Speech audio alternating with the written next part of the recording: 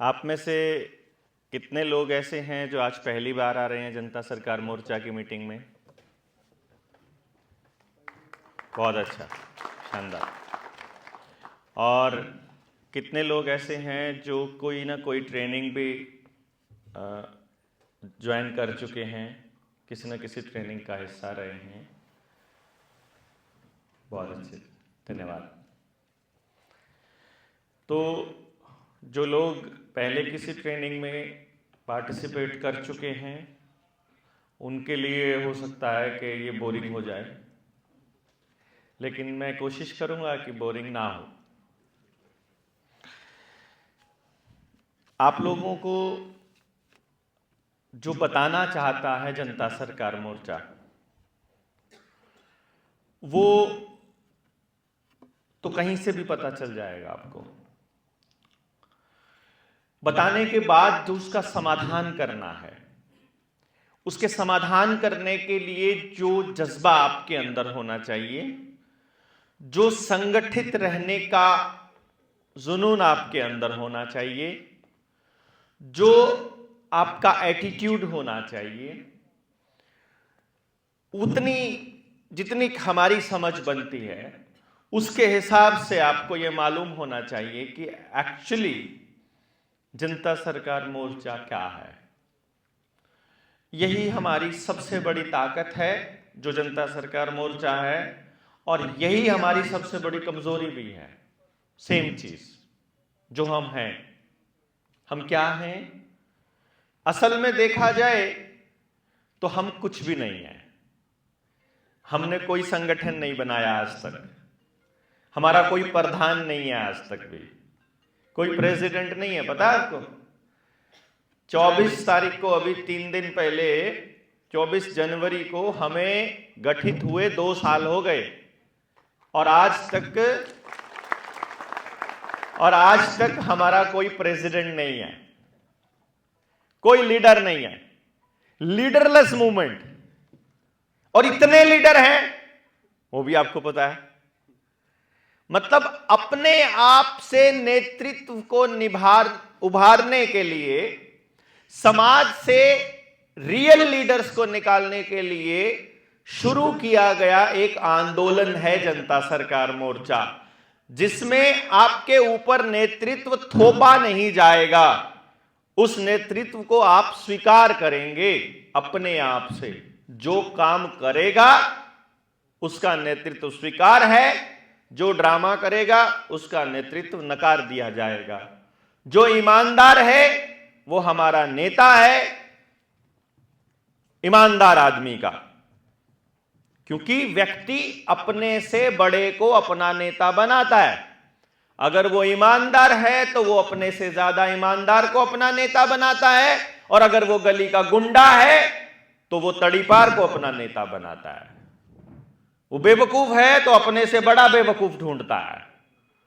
वो जैसा है, वो जैसा अपने घर में है, वो अपने समाज में उससे बड़ा ढूंढता है, तभी तो उसको नेता मानेगा ना। वो ईमानदार आदमी बेईमान आदमी को कैसे नेता मान लेगा? तो यहां मोर्चे में क्या होगा? जो बेईमान होंगे वो बेईमानों को अपना नेता मान लेंगे, जो ईमानदार होंगे वो ईमानदारों को नेता मान लेंगे, और समाज तय कर ले। कई बार बड़ा इश्यू रहता है हमारे साथ। जैसे एक जिले में हमारे साथ क्या हुआ, हरियाणा में, क्योंकि 2 साल हो गए तो हमें छोटी छोटी बड़ी बड़ी सारी की सारी लगभग प्रॉब्लम्स का पता है। तो मेरे पास फोन आया मेरे एक साथी का, भाई साहब, मैंने कहा हाँ, जब से आपने मेरा नाम लिया है ना तब से बुरा हाल हो गया। मैंने कहा क्या हुआ? कहता पहले हमारे डिस्ट्रिक्ट में सब कुछ ठीक चल रहा था, जैसे ही आपने बोला कि ये 19 नवंबर की रैली से पहले की बात बता रहा हूं, मैंने कह दिया कि देखो वैसे तो हमारा कोई लीडर है नहीं, आपका अपना लीडर है, लेकिन 19 नवंबर की रैली के लिए मुझे जो रिपोर्टिंग करेगा वो ये बंदा करेगा। उसी टाइम पूरे जिले में 3 गुट बन गए। उसी टाइम इसको बना दिया नेता, इसको कौन मानेगा? ये कल का लड़का, हमें आंदोलन करते हुए 15 साल हो गए। वो ईगो आगे ही आगे सामने।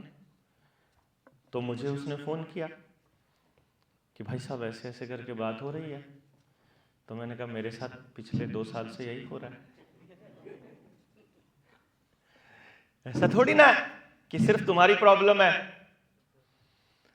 हमारे पास भी तो ऐसे नेता हैं ना जिनको 15-15 साल 20-20 साल हो गए, उनको लगता है कि देवेंद्र तो कल आया है, इसकी क्यों सुनते हैं लोग। भाई मैं तो ज्यादा बोल रहा हूं इसलिए शायद सुनते होंगे। भाई ज्यादा बोलूंगा तभी तो सुनेंगे, कोई बोलेगा ही नहीं तो उसके सुनेगा कौन।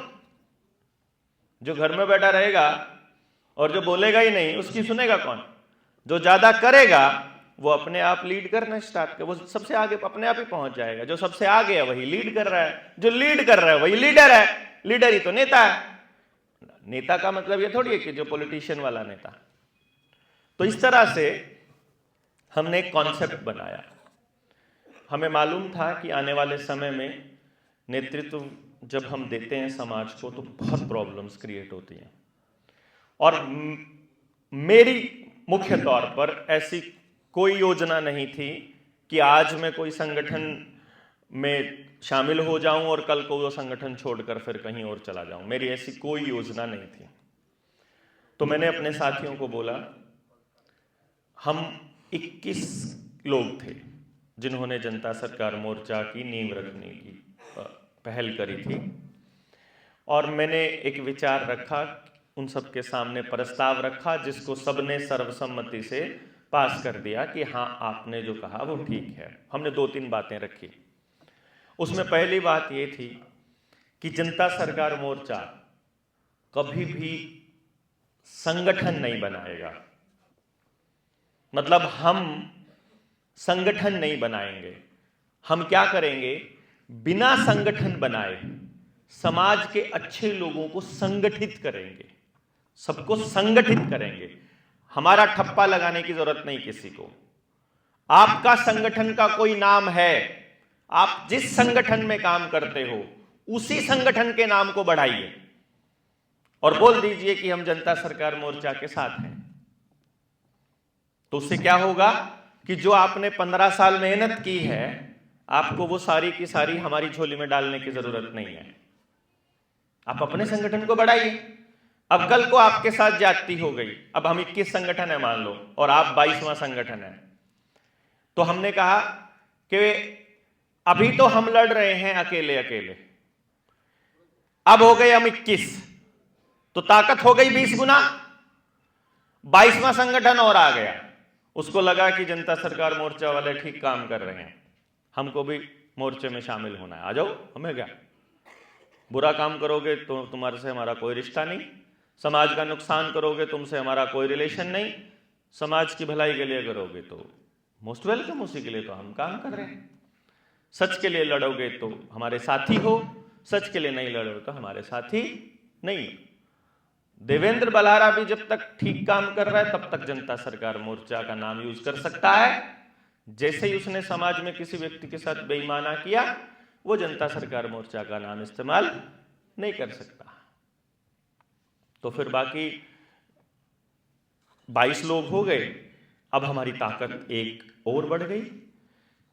आपके साथ जाति हो रही है तो वो सारे 21 संगठन आपके साथ खड़े होंगे, तो आपकी ताकत बढ़ गई। हमारे साथ जाति हो रही है, हम कोई मुद्दा उठा रहे हैं और आपको लगता है वो समाज का मुद्दा है, साथ आ जाइए। आपको लगता है कि नहीं हम इस मुद्दे में साथ नहीं आ सकते, बताइए। कोई बाउंडेशन नहीं। लड़ाई किसकी लड़ रहे हैं? आजादी की। आजादी की लड़ाई लड़ रहे हैं ना, तो शामिल होना ना होना इसमें भी तो आपकी आजादी काउंट होनी चाहिए। नहीं होना चाहते मत होइए, तो भी आप पार्ट हैं, कोई दिक्कत नहीं, कोई मजबूरी नहीं। हां, अगर आपको समझ आ गया कि जो लड़ाई जनता सरकार मोर्चा लड़ रहा है, समझ आ गया, समझ आने के बाद तो आप घर पे टिक ही नहीं सकते जी। मतलब आपको मन ही नहीं लगेगा आपका घर में, क्योंकि पंगा ही इतना बड़ा है, प्रॉब्लम ही इतनी बड़ी है, समस्या इतनी बड़ी है कि आपके पार्टिसिपेशन के बिना जीतना असंभव है। और नुकसान किसका है? आपकी अगली पीढ़ियों का। और ये सबसे बड़ा खतरा मानवता के ऊपर। मानवता क्या, पूरी जीव जगत के ऊपर। क्यों जीव जगत का नाम क्यों लिया? वो इसलिए लिया, अगर मैं आपको कहूं कि हम संतान पैदा क्यों करते हैं, क्या जवाब होगा इस बात का? बताइए, बोलिए कोई। पीढ़ी को आगे क्यों बढ़ाना होता है? क्यों होना चाहिए?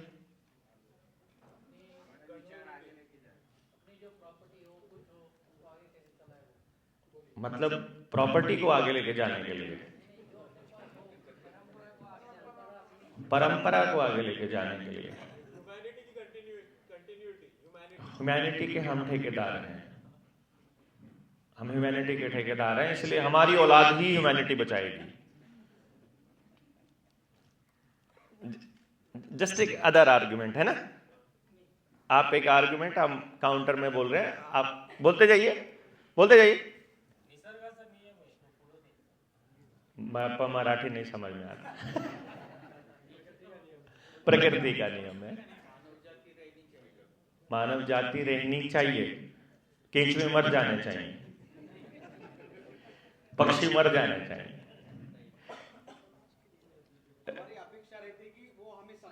वो हमें संभाल ले, वो तो कोई भी आया संभाल लेगी। किराए पे भी कोई रखा जा सकता है, इतना कमाते हो उसका थोड़ा हिस्सा दे नहीं सकते बुढ़ापे में? है जी, अपने भी नहीं संभालते, अब नहीं संभालते, लेकिन वो बता रहे हैं कि इन्होंने इसलिए बच्चा पैदा किया है कि वो सोच रहे हैं कि जब मैं बूढ़ा हो जाऊंगा तो मेरे वाला मुझे संभालेगा। हाँ जिसके ना हो वो क्या करे।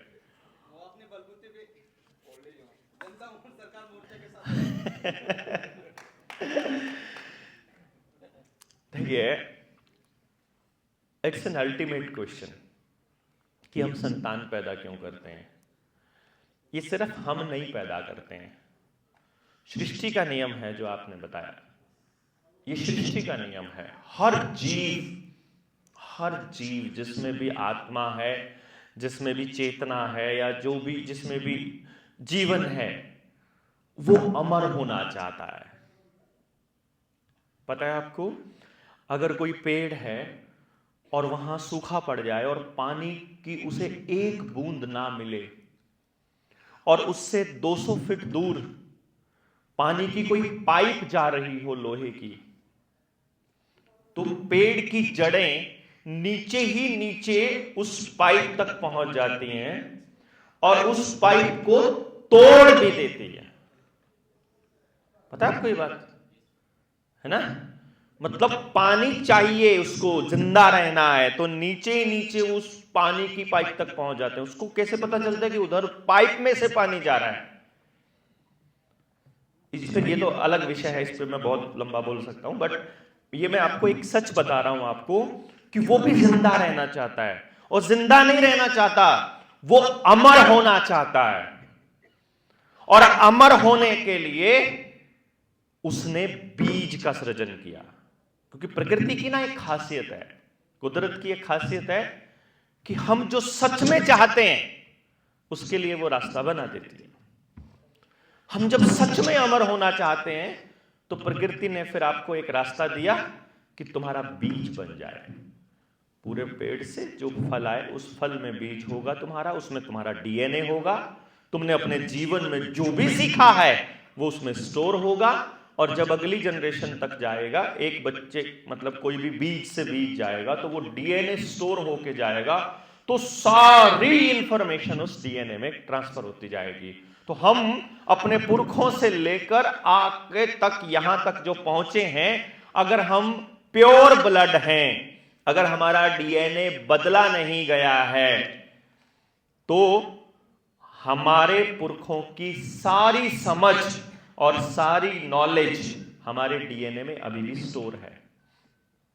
आपने नोटिस किया होगा, आपकी अगली पीढ़ी मोबाइल चलाने में, लैपटॉप चलाने में, रिमोट चलाने में आपसे फास्ट है। अगली पीढ़ी, स्पेशली जिसके माँ बाप को चलाना आता है, उनको सिखाया नहीं गया है, वो अंडरस्टूड है। आप लोग मराठा धरती पे रहते हो, मतलब आप कहने का मतलब क्या है, आप अगर शिवाजी के वंशज हो ना और वही खून चल रहा है तो आपको लड़ने के लिए आदमी चाहिए। मतलब जैसे ही लड़ने वाली बात आएगी ना, मजा आएगा। बाहर कोई लड़ने को नहीं मिलेगा तो घर में लड़ेंगे जाके, लेकिन लड़ने में मजा आएगा बस, क्योंकि आपके खून में वो स्मृतियां पड़ी हुई हैं। आप अगर उस वंश से आते हैं जिसने लड़ना नहीं सीखा है, कभी लड़े नहीं है, अब लाला जी हैं बनिया, उसको मार दे थप्पड़, कमजोर समझ के मार दिया, उसको मार के दिखा, खुद नहीं वापस जवाब देगा। मराठे को मार के दिखा, जाट को मार के दिखा, सरदार को मार के दिखा, मेरे को तो मार दिया, मैं तो बढ़िया हूं। वो लड़ेगा नहीं, कभी नहीं लड़ेगा वो। मतलब उसका ग्राहक आके उसको गालियां दे जाएगा, उसको लड़ने से कोई मतलब नहीं है। ना ना ना, वो पंजाबी में ना एक चुटकुला है, ओ सुरेश दी मम्मी, सुरेश दी मम्मी, ओ सुरेश दी, तू सुनती नहीं, तेनू किन्नी बारी बोलिया मैं। बोली की होया? कहते तू मेरा प्यार वेखा है, गुस्सा नहीं वेखा, अखबार पढ़ा है, सिर में मार के 2 हिस्से कर दूं। वो अखबार से ही सिर फोड़ने की बात करता है। वो कहता है हाँ देखा मैंने तेरा गुस्सा, कल ते संता जट तेनू कुट के गया। कहते जट्टा दा की है, जट ते बड़ी लड़ाई करन नूं है, की होया जो मैनू कुट गया? मैं आधा % फालतू ब्याज लाया उहदे ते। इस बात में क्या है कि क्या हो गया अगर मुझे वो पीट के चला गया, मैंने उसको आधा % ब्याज फालतू लगा दिया। वो ब्याज लगाने के लिए बना है, वो पैसे के लिए बना है, वो लड़ने के लिए बना है। तो वो जो डीएनए में जो आपका नॉलेज आगे जा रहा है, वो बचाना, उसको बचाने के लिए कोई भी जीव जंतु अपनी अगली औलाद को बचाने के लिए जान तक दे देगा। आपने ऐसे, आजकल तो यूट्यूब का जमाना है, ऐसे वीडियोस देखे होंगे ना कि हिरन के बच्चे के पीछे शेर दौड़ रहा था और हिरनी ने देखा कि मेरे बच्चे का नंबर आ गया, वो चुपचाप आके शेर के आगे खड़ी हो गई और शेर ने पहले उसकी मां को मारा। जब तक वो उसके ऊपर अटैक कर रहा है तब तक उसका बच्चा सुरक्षित बच गया। आप गली से जा रहे हो, गली में कोई नई कोई कुत्ता जो है, कोई फीमेल डॉग है, उसने बच्चे दिए हैं, वो ब्याई है नई, उसके 7-8 पलूरे हैं। आप उनके नजदीक जाकर देखो, चले जाओगे क्या? काट खाएगी वो आपको। कोई नया छत्ता बना है मधुमक्खियों का या भिरड़ का, नया छत्ता बना है तो उन्होंने नए अंडे दिए हैं, आप उसको तोड़ के दिखा दो। बड़ा छत्ता पका हुआ होगा, उससे शहद ले सकते हो आप। नए छत्ते को छेड़ दिया ना तो मार डालेंगे सारी मिलकर के। वो भिरड़ बोलते हैं, कुछ लोग भिरड़ बोलते हैं, वो वास्प जिसको बोलते हैं, पीली होती है जो, वो छोड़ेंगे नहीं आपको। अगली पीढ़ी को बचाने की जो सेंस है, अमर होने का जो इच्छा है, ये प्राकृतिक है। इसलिए हर व्यक्ति जब भी कोई लड़ाई लड़ता है तो वो ये मानकर लड़ता है कि मैं ये लड़ाई कमाता है तो वो ये मानता है मैं अपनी संतान के लिए कमा रहा हूं। वो अगर कहता है कि मैं लड़ाई लड़ रहा हूं, जैसे हम कहते हैं कि हम ये लड़ाई लड़ रहे हैं, तो हम भी यही दलील देते हैं कि हम अगली पीढ़ियों के लिए लड़ रहे हैं, क्योंकि हमको अपना डीएनए बचाना है। और न्यू वर्ल्ड ऑर्डर के बारे में आप में से किस किस ने सुना है? न्यू वर्ल्ड ऑर्डर, जिन्होंने नहीं सुना मैं उनको बता दूं, जाकर के एक बार ढूंढिए कि देश का प्रधानमंत्री, इस देश का प्रधानमंत्री, अमेरिका का राष्ट्रपति, कनाडा का प्रधानमंत्री, हर जगह का प्रधानमंत्री, जो भी देश इस षड्यंत्र में शामिल है, उसी देश का प्रधानमंत्री अपने भाषणों में कहता हुआ मिलता है कि ये जो दौर आ रहा है, लॉकडाउन वाला दौर, ये कोरोना वाला दौर, इस दौर के बाद न्यू वर्ल्ड ऑर्डर आ रहा है। पता है आपको? ढूंढिएगा। अब जब यहां से चले जाओगे तो जाकर सर्च इंजन पर, यूट्यूब पर, फेसबुक पर ढूंढिए Narendra Modi on new world order. क्या बोला है उसने? बताया है, साफ साफ बोला है। आपको समझ ही नहीं आ रहा है, आपने सुना ही नहीं कभी ध्यान से उस एंगल से। उसने बोला है इस दौर के बाद एक नई वैश्विक व्यवस्था आ रही है, नई वैश्विक व्यवस्था, न्यू वर्ल्ड ऑर्डर। बकायदा इसी शब्द का इस्तेमाल करता है कि न्यू वर्ल्ड ऑर्डर आ रहा है जिसमें भारत का बहुत बड़ा रोल होगा, इंफॉर्मेशन टेक्नोलॉजी का बहुत बड़ा रोल होगा। आपकी 90% नौकरियों को रोबोट, आर्टिफिशियल इंटेलिजेंस खा जाएगा। खेती के लिए, खेती के अंदर आर्टिफिशियल इंटेलिजेंस आएगा और एक नया ही पैटर्न खुलेगा। और पूरी दुनिया के अंदर हम लोग, अभी अभी G20 का ड्रामा हुआ, उस ड्रामे के अंदर बड़ा स्पष्ट किया उन्होंने कि भारत को खाने के लिए बड़े बड़े दैत्य आ रहे हैं। चाहिए क्या उनको भारत से? भारत से क्या चाहिए? अगर पिछले, मैं ज्यादा नहीं तो 30 साल का अगर मैं आपको थोड़ा सा बैकग्राउंड में लेकर जाऊं, जब एलपीजी का दौर आया था, एलपीजी मालूम है ना क्या है?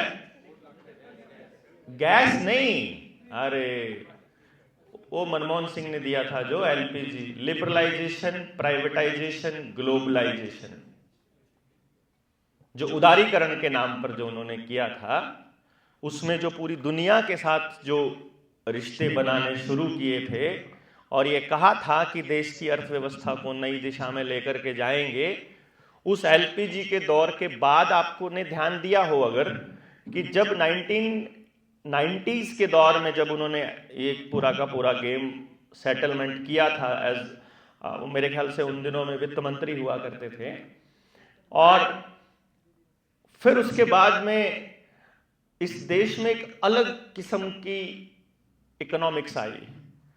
वो इकोनॉमिक्स अलग थी।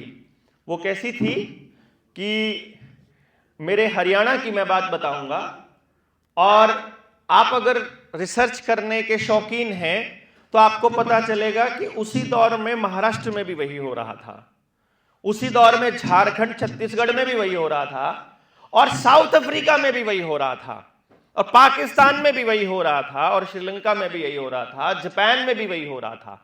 आपको पता चलेगा कि वो एक जगह पर नहीं हो रहा था। जिस प्रकार से आपने कोरोना के टाइम पर देखा, लॉकडाउन सिर्फ भारत में नहीं था, वो सिर्फ यहां महाराष्ट्र में नहीं था, वो सारी दुनिया में था।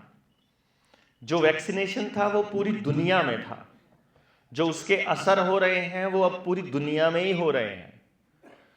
तो पूरी दुनिया में लाने का एक फायदा होता है। ये सिर्फ आपकी साइकोलॉजी नहीं है, ये मानव जाति की साइकोलॉजी है। मैं भी इसको कैसे समझ पाया, क्योंकि मैंने इंसानी दिमाग पर काम किया है। आपको मैं बताऊं कि मेरा जो बेसिक पेशा है, जो मुख्य पेशा है, जो मूल रूप से मैं एक शिक्षक हूं, मैं एक टीचर हूं। और मैंने जब 90 के दशक में जब मैंने हार्वर्ड गार्डनर को पढ़ा, और जब मैंने फ्रेम्स ऑफ माइंड, उसकी एक किताब है जो साइकोलॉजी के मास्टर्स भी नहीं पढ़ते हैं, लेकिन मैंने वो शौक में पढ़ ली थी, और मैंने जब उसे पढ़ा तो मैंने देखा कि इसका प्रैक्टिकल तो मेरे समाज में हो रहा है। फिर मुझे अंदर थोड़ी सी और जिज्ञासा पैदा हुई, तो मैंने उसके ऊपर रिसर्च किया। 2009 में मैंने अपनी 10-12 साल की रिसर्च को कंप्लीट किया, और कंप्लीट करके मैंने समाज के सामने रख दिया कि अब हम उस पोजीशन में आ गए कि हम हर दिमाग को पढ़ के ये बता सकते हैं कि ये दिमाग इस सिचुएशन में ये रिएक्शन देगा, ये दिमाग इस तरह से काम करेगा तो खुश रहेगा, इस तरह से काम करेगा तो जिंदगी भर डिप्रेशन में रहेगा, परेशान रहेगा। ये दिमाग किस तरह के काम करने के लिए बना है, फिर हमने उसके ऊपर काम किया। फिर बच्चों की साइकोलॉजी और बच्चों की काउंसलिंग, और फिर उनको उनके हिसाब से तैयार करना कि बच्चे को परमात्मा ने किस तरह से बनाया है, मैंने उस पर काम किया। जब मैं उस पर काम कर रहा था तो मैं अलग अलग गांव में अलग अलग जातियों के, अलग अलग वर्गों के, नौकरी पेशा लोगों के, बिजनेसमैन के, खेती करने वालों के, अनपढ़ लोगों के, पढ़े लिखों के, ज्यादा पढ़े लिखों के, ज्यादा समझदार लोगों के, ज्यादा अमीर लोगों के, उन सबके ग्रुप बना करके मैं उन पर रिसर्च कर रहा था कि जो गांव में जो बिल्कुल गरीब तबका है वो तबके के बच्चों में, और जो सबसे अमीर तबका है, एलीट क्लास है पूरे शहर के अंदर, उस एलीट क्लास के बच्चे हैं, तो क्या मतलब वो जो टैलेंट का डिस्ट्रीब्यूशन जो कुदरत ने किया, परमात्मा ने किया, क्या वो अलग अलग किया है या एक जैसा किया है, या उसका कोई पैटर्न है, या वो एवी रैंडम है, उसको समझने की कोशिश की मैंने। और जब मैंने समझने की कोशिश की तो मुझे एक बात का पता चला। उसमें क्या पता चला कि अगर हमारी लाइट चली जाए तो हम सबसे पहले बाहर निकल के देखते हैं पड़ोसियों की भी गई है कि हमारी गई है। होता है कि नहीं होता? अगर पड़ोसियों की गई है तो हम शांत हैं, फिर हमें बिजली के डिपार्टमेंट से कोई शिकायत नहीं है कि सबकी गई है, सबका सत्यानाश हो रहा है तो हमें मंजूर है, मेरा हो रहा है तो तकलीफ है, समझे ना? तो उनको यह बात पता है कि यह सिर्फ आपके साथ नहीं है, यह बड़े इंडस्ट्रीज के साथ भी है। उनको लगता है मेरा बिजनेस ठप हुआ है तो मतलब फिर गड़बड़ है, फिर इसमें ढूंढूंगा कौन जिम्मेदार है, और फिर किसी ना किसी के ऊपर ब्लेम लगेगा, पर सबका हो रहा है फिर मंजूर है। पूरी इंडस्ट्री ठप हो गई जी, क्या करें, है ना? आप जो काम करते हो ना, मान लो आप पेपर इंडस्ट्री में काम करते हो, आपकी पूरी इंडस्ट्री ठप हो गई है इस दौर के बाद। आप कुछ भी काम करते हो, फार्मा कंपनी से जुड़े हो, आईटी कंपनी से जुड़े हो, इंटरनेट से जुड़े हो, कंप्यूटर कंपनी से जुड़े हो, मोबाइल कंपनी से जुड़े हो, आर्टिफिशियल इंटेलिजेंस से जुड़े हो, पॉलिटिक्स से जुड़े हो, रियल एस्टेट से जुड़े हो, तो आपने मोटा पैसा बनाया है कि नहीं? इसके अलावा आप किसी भी काम धंधे में हो, आपका नाश हुआ कि नहीं हुआ? इस लॉकडाउन के बाद आप इनके अलावा किसी भी चीज में जुड़े हो तो आपका सत्यानाश हुआ। तो अब आपको क्या दिखाई देगा कि 2000 लोगों में या 1000 लोगों में इन 3 लोगों की तरक्की भी तो हुई है। तो आपको क्या सिखाएंगे? आपके सोशल मीडिया प्लेटफॉर्म के ऊपर एडवर्टीज जो आएगी, पोस्ट आएगी, उसमें वो पोस्ट में आपको क्या बताएंगे कि जो समय के साथ नहीं चला वो तो डूब ही गया। HMT घड़ियां ऐसे बनाती थी, ऐसे ट्रैक्टर बनाती थी, किसी टाइम में उसका चलता था, अभी वो समय के साथ नहीं चली, अब डिजिटलाइजेशन आया तो वो वैसे ही चल रही थी, इसलिए वो ठप हो गया। फिर आपको वो नोकिया का एग्जाम्पल देंगे, फिर आपको फलाने ढिमकाने का देंगे, फिर वो टाटा का देंगे, जिसका भी देंगे, मतलब वो आपको ऐसा एग्जाम्पल देंगे कि वो आपको यकीन दिला देंगे पूरा अच्छे से कि आप समय के साथ नहीं चल पाए, इसीलिए आपका नाश हुआ है, इसमें सिस्टम की कोई गलती नहीं। ऐसा ही हुआ कि नहीं? आपने अंदर से सोचा कि मैं ऐसा हूं, और ये फीलिंग आपको किसने दी मालूम है? ये आपके DNA में डाला गया है। आप इसको अगर ऐसा समझते हो कि ये अचानक से फील आने लगा इसको, अरे नहीं भैया, जाइए बैकग्राउंड में। अभी आप अपने बैकग्राउंड में मत जाइए, क्योंकि आपका दौर अलग था, मेरा और आपका दौर अलग था। अब आप अपने बच्चों के बैकग्राउंड पे चलते हैं। हम अपने बच्चों के बचपन में चलते हैं।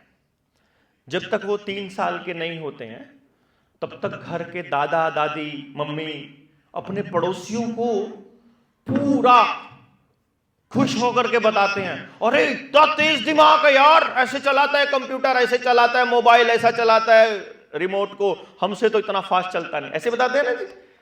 जब तक वो 3-4 साल का नहीं होता है, फिर वो अचानक से फिर आप उसे एक जेल खाने में भर्ती कर देते हो, जिसका नाम आपने स्कूल रखा हुआ है ना?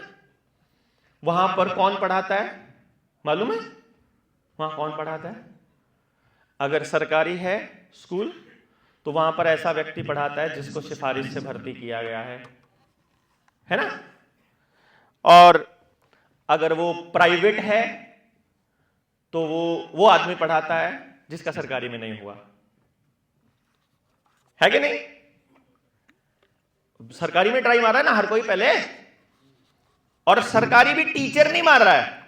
सबसे पहले जब हम पढ़ाई करते हैं तो मम्मी पापा हमको बताते हैं भाई सबसे इज्जत का काम जो है ना आईएएस है, यूपीएससी का एग्जाम क्लियर कर लोगे तो तुम बस जिंदगी बन जाएगी तुम्हारी, कलेक्टर बन जाओगे। हमको सिखाया गया असलियत में कलेक्टर पब्लिक सर्वेंट होता है, जनता का नौकर, जिले का सबसे बड़ा नौकर होता है वो। लेकिन आपके दिमाग में क्या डाला कि वो जिले का मालिक होता है ना? आपने यही सुना है ना अपने आसपास के लोगों से। एलिट लोग ना, वो जो नेता लोग हैं वो वहां से बात को, मैसेज को भेजते हैं, और वो यहां महाराष्ट्र में भी पहुंची, वो हमारे हरियाणा में भी पहुंच गई ये बात कि वो जिले का मालिक होता है। मालिक नहीं होता, वो जिले का सबसे बड़ा नौकर होता है असल में। उसको बड़ी गाड़ी मिलती है, उसको बड़ा बंगला मिलता है, वो अलग कहानी है। उस गाड़ी के लालच में ही वो आपको इंजेक्शन लगाने की जबरदस्ती कर सकता है कि वो गाड़ी ना छिन जाए, अगर जो उसने ऊपर के वालों की बात नहीं मानी तो। वो नौकर चाकर और वो तनख्वाह निकल गई हाथ से तो पल्ले कुछ नहीं ना उसके, उसको कुछ आता ही नहीं करना, उसको सिर्फ रोब झाड़ना आता है, क्योंकि ट्रेनिंग में यही सिखाया गया है। उसको आज नौकरी छूट जाए, उसको अपने गले पे ना बिठाएं हम। चोर वो, डकायत वो, सौदेबाज वो, हफ्ताखोर वो, और समाज से मिलने की उसमें अकल नहीं, सेल्समैन भी बनने लायक नहीं है वो। क्योंकि वो अगर जो यूपीएससी का पेपर क्लियर कर लिया है ना, इसका मतलब ये है कि अगला 20-20 घंटे पढ़ा है, 40-16 घंटे पढ़ा है, 14-14 घंटे पढ़ा है। जो आदमी 14 घंटे पढ़ा हो और बाकी का टाइम सिगरेट पिया, दारू पिया और सोया हो, वो आदमी समाज में कभी निकला ही नहीं, उसको समाज की प्रॉब्लम से लेना देना कुछ नहीं है। क्यों भैया? जो बच्चा समाज में है ही नहीं, निकला ही नहीं है, क्योंकि वहां तक पहुंचने के लिए पहली कंडीशन है कि बच्चा समाज से कटा हुआ होना चाहिए। वो इतना पढ़ा लिखा हो, वो इतना पढ़े कि समाज में जाए ना। समाज में चला गया तो समाज की लिहाज करनी पड़ेगी, इसलिए वो पहले अपना जोर लगाता रहे। फिर उसको ये यकीन दिलाया जाता है कि you are privileged, you are special, तुमने इतनी मेहनत की है, किसी ने तुम्हारा साथ नहीं दिया था उस दौर में जब तुम फेल हो रहे थे, 2 चांस में फेल हुए, 3 चांस में फेल हुए, तो जब समाज का कोई आदमी तुम्हें बचाने नहीं आया तो टू हेल विद द समाज। और फिर वो अपनी ट्रेनिंग में पक जाता है कि अब इनका घर कुड़की हो रहा हो, इनको कोई पुलिस वाला लठ मार रहा हो, उसको फर्क ही नहीं पड़ता। क्या करें? आदेश है, पालन तो करना पड़ेगा, नियम है, पॉलिसी मैटर है, मेरे हाथ में नहीं है, ऊपर बात करो, हमारा कोई नहीं। इससे फालतू नहीं आती बात करनी उसको ना, है ना? जाओ कभी डीसी से बात करने। कभी गए हैं आप में से कोई लोग? गए हैं? 2, 3, 4, 5 कुछ गए हैं। चलिए मैं आपको उसके बात करने का पैटर्न बताता हूं। डीसी के बात करने का, वो मेज पर बैठा होगा, नीचे गर्दन रखेगा, हाँ बोलो क्या बात, एक बार देखेगा, बताइए, फिर नीचे लग जाएगा। कभी आंख में आंख डाल के बात नहीं करेगा वो, कभी भी, है ना? वो ऐसे दिखाएगा जैसे बहुत बिजी है, वो ऐसे दिखाएगा जैसे बहुत इंटेलिजेंट है और हम बेवकूफ हैं। वो मालिक को बेवकूफ कहता है, मतलब साबित करने की कोशिश करता है। तुम फिर वहीं आते हैं जहां से चले थे, जैसा है वो ठीक है, पड़ा रहने दो, है तो नौकरी ना। अब जनता सरकार मोर्चा का यही है, जनता ही सरकार है, जनता ही मालिक है। हमारा तो लोगो यही है, हम बताते हैं कि हम मालिक हैं भैया। आने वाले टाइम में अगर जनता सरकार मोर्चा के लोग ईमानदारी से अगर इस समाज के अंदर स्थापित होकर लोगों को समझाने लगे, यकीन मानिए एक टाइम आएगा कि जब जनता आएगी तो डेप्यूटी कलेक्टर खड़ा होगा, क्योंकि मालिक आया है और वो नौकर है। अभी उनको इस लेवल पर उनकी औकात बतानी है। आखिरी तो काम अपना यही है कि गांव का गरीब से गरीब, थोड़े पैसे वाला व्यक्ति भी, थोड़ी जमीन वाला व्यक्ति भी जब डेप्यूटी कलेक्टर को यह बताएगा कि तुम्हारे नियम, तुम्हारे कानून तब तक कानून है जब तक मैं मानता हूं, अगर मैं कोई कानून मानने से मना करता हूं तो तुम्हारी कोई जबरदस्ती चलनी नहीं चाहिए। भाई यहां बैठे हैं हम लोगों को अपनी व्यवस्था चलाने के लिए हम नियम बनाते हैं, हम बनाते हैं तो हम मानेंगे ना। जब हमने कोई नियम बनाया ही नहीं है, तुमने सरफेसी एक्ट बना दिया हमसे पूछे बिना, हमारी राय लिए बिना तो हम उसको कैसे जबरदस्ती मान लें? जब गांव का हर व्यक्ति ऐसे बोलने लग जाएगा, उसकी क्या औकात है सरफेसी को एक्ट को लागू करने की? रह जाएगी क्या कोई औकात? पड़ा रहेगा ऐसे। खेती के 3 कानून वापस लिए ना, सरफेसी भी ले ले, बाकी भी ले ले, करवा देंगे वापस, टेंशन नहीं है। पर उतने समझे हुए लोग तो हों। पर चलिए, डेप्यूटी कलेक्टर की तैयारी करवाता है पापा जी बेटे से कि बेटा तैयारी करो यूपीएससी की। यूपीएससी में 2-4 साल खपाने के बाद फिर बोलते हैं यूपीएससी नहीं हुआ तो कोई बात नहीं, आपका स्टेट का एग्जाम तो हो ही जाएगा। वो भी नहीं हुआ तो बैंक पीओ का ट्राई मारो, एसएससी का ट्राई मारो, वो भी नहीं हुआ तो ग्रेजुएशन बेस पर और क्या क्या होते हैं वो मार के देखो। सारे ट्राई मारते हैं ना अपन लोग, ऐसा करते हैं ना हमारे बच्चे, सारे एग्जाम ट्राई करते हैं। मतलब बैंकिंग वाले भी नहीं बने तो बात, चलो कोई बात नहीं, फिर एक काम करो यार, चलो यूडीसी एलडीसी का क्लर्क वाला ही देख लो, वो भी नहीं बनता है, पुलिस में सिपाही का ही देख लो, फौज में ही देख लो, वो भी नहीं बनता है, चल चपड़ासी का ही देख लो, वो भी नहीं बनता है। तो फिर हम कहते हैं चल कोई बात नहीं, फिर बीएड कर लेते हैं, मास्टर बन जाते हैं, टीचर बन। आखिर में आता है ये नंबर। आपने अगर अपने समाज का पैटर्न देखा हो तो टीचर चपड़ासी के बाद आता है नंबर। अगर वो चपड़ासी लग रहा है और एक तरफ टीचर लग रहा है प्राइवेट स्कूल में, कौन सा प्रेफर करेगा? सरकारी पर चपड़ासी या प्राइवेट टीचर? सरकारी चपड़ासी प्रेफर करेगा वो, समझ रहे ना आप?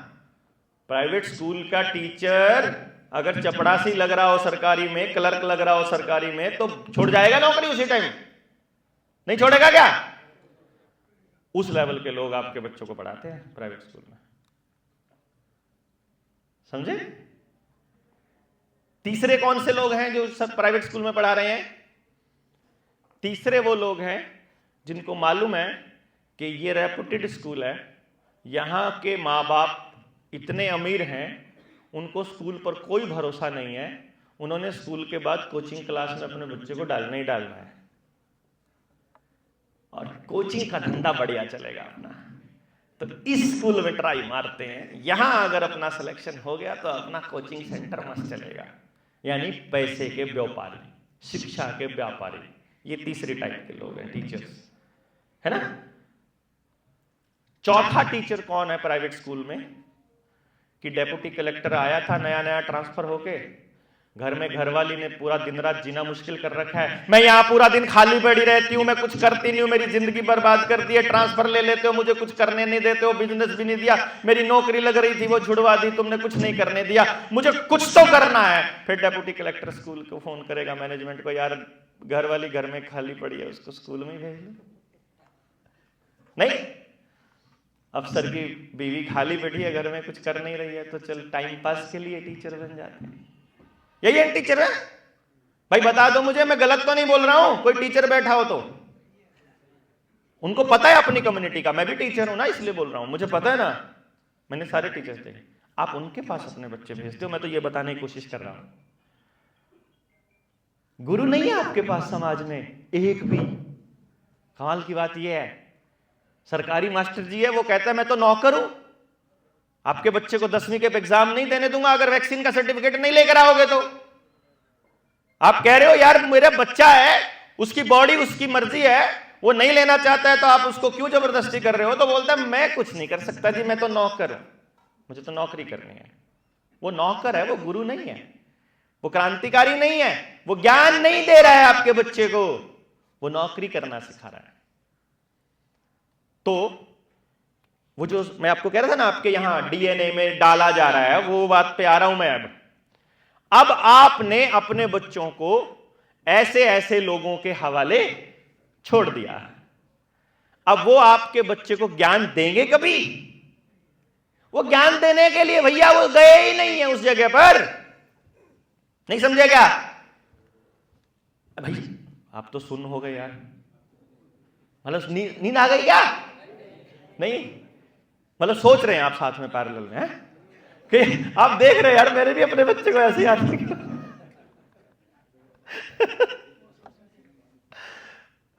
मैं आपको वो सिक्के का दूसरा पहलू ही दिखाने आया हूं। बस जिंदगी को एक नजर से आप देख रहे हो ऑलरेडी, जिस नजर से आपको टेलीविजन, मीडिया, अखबार, धोनी, सचिन, रेड पाइपर वाले, वो कौन सी पाइपर है वो, 100 पाइपर वाले है ना, वो क्लब सोडा वाले, वो दिखा, एक कोक वाले, डर के आगे जीत वाले, वो दिखा रहे हैं एक जीवन आपको, एक बाहर ये बैनर्स लगे हैं, ये दिखा रहे हैं एक पहलू मैं दिखा रहा हूं आपको बेसिकली। तो आपने दोनों में से किसको मानना है ये आपके ही ऊपर है। मेरा काम है कि देखो इसका ये वाला पार्ट तो आपको नजर आ रहा है, ये वाला और देख लो, इसके जैसा नहीं है, ये अलग है ना, दोनों साइड ना अलग है ना ये। बस मैं ये दूसरा हिस्सा दिखा रहा हूं, बस जिसको आपसे छुपाया गया, जो आपको कभी कोई नहीं बताएगा, क्योंकि जिसने बताया उससे क्या होगा, आप सारे एक एंगल से सोचने लग जाओगे। आपको असली दुश्मन की खोज करनी पड़ेगी। आपको असली दुश्मन की खोज करके पता चलेगा कि वो लोग बताते हैं कि पांचों उंगलियां अलग होती हैं, एक जैसी नहीं होती हैं, है ना, लेकिन जब खाना होता है तो इकट्ठी हो जाती हैं, फिर एक हो जाती है ना, बिल्कुल आ गई ना, ऐसे बराबर आ गई ना, जब खाना होता है। इसका मतलब क्या पता है? इसका यह मतलब है कि आपके लिए शिवसेना, कांग्रेस और बीजेपी अलग अलग होंगी, जब खाना है तो सब एक है? आपको लगता होगा कि पटवारी, डेप्यूटी कलेक्टर और नेता में कोई फर्क है, जब खाना है तो सब एक हो जाएंगे। मैं आपको ये बता रहा हूं बस कि एक भी होती है, ये पांचों उंगलियां एक जैसी होती है जब आपको खाना होगा। वो आपको निपटाने जब आएंगे तो वो एक है, तो जब आपको लड़ना होगा तो एक होना पड़ेगा कि नहीं होना पड़ेगा? तो कोई आदमी, एक अकेला आदमी अगर आपको बता दे कि आपको इकट्ठा होना पड़ेगा, तो असलियत में तो अगर मैं झूठा हूं तो अपने दुश्मनों को इकट्ठा होने नहीं दूंगा ना। अगर मैं झूठा हूं और आपको लूटना चाहता हूं तो मैं कभी नहीं चाहूंगा कि आप इकट्ठे हो जाओ। इसलिए ये सच आपको कोई नहीं बताएगा, ये दूसरे वाला पहलू आपको कोई नहीं बताएगा, इकट्ठा होने वाला, कि आपको पता चलेगा कि वो खाने आ रहे हैं तो वो एक है, आपको बचना है तो आपको एक होना पड़ेगा। जब आपका ये एक होना फिर इस पे लगेगा तो आपको पता चलेगा कमजोर, वो उनकी कोई औकात नहीं है। तो बात ये है, आपने अपने बच्चे को ऐसे व्यक्ति के पास भेज दिया, अब मैं उसे टीचर नहीं कहूंगा, है ना, पढ़ने, आप सोच रहे हो वो पढ़ने जा रहा है। पहली बात तो वो पढ़ने जो जा रहा है उसका जीवन में उपयोग क्या है मैं आपको बताता हूं। आप में से जॉब कौन कौन करता है? किसी ने की हो, पहले की हो या अब करता है? हाथ खड़ा करे प्लीज। आप देखो, सरकारी कौन कौन करता है? सरकारी वाला कोई है? एक दो नहीं? अच्छा, इंजीनियर कौन कौन है? इंजीनियरिंग करी हो जिसने और इंजीनियर बन गया हो फैक्ट्री कंपनी में कहीं जा करके, ये 2-3 इंजीनियर भी हैं। मैं ये इसलिए बता रहा हूं आपको। डॉक्टर भी है कोई, डॉक्टरी लाइन से पेशे है? चल, एक है डॉक्टरी से। अब मैं आपको सारों की ही बता देता हूं एक सिरे से ही, उसी में आ जाएगा सारा का सारा। वो क्या है कि आपने अपने जिंदगी के 18 साल तो लगाए 12वीं तक रट्टे मारने में। आपका बच्चा, मतलब आपके बच्चे ने, मतलब अभी आपके बच्चे पर हैं तो आपके और हमारे बच्चे पर, मेरा बच्चा भी उसी में अभी 12वीं में ही है, मेरे वाला भी 18 का होने वाला। तो अभी वहां हमने उसमें भेजा हुआ है दुकान पे, जिसको आप स्कूल बोलते हैं। तो वो दुकान पे जाकर के उसे वहां कोई बिजनेसमैन या कोई नौकर जो है वो बोल रहा है कि तुमको इस प्रश्न का उत्तर इस पेज पर यहां से यहां के बीच है, जाके कॉपी पे उतार लेना और याद कर लेना और पेपर में टेप देना।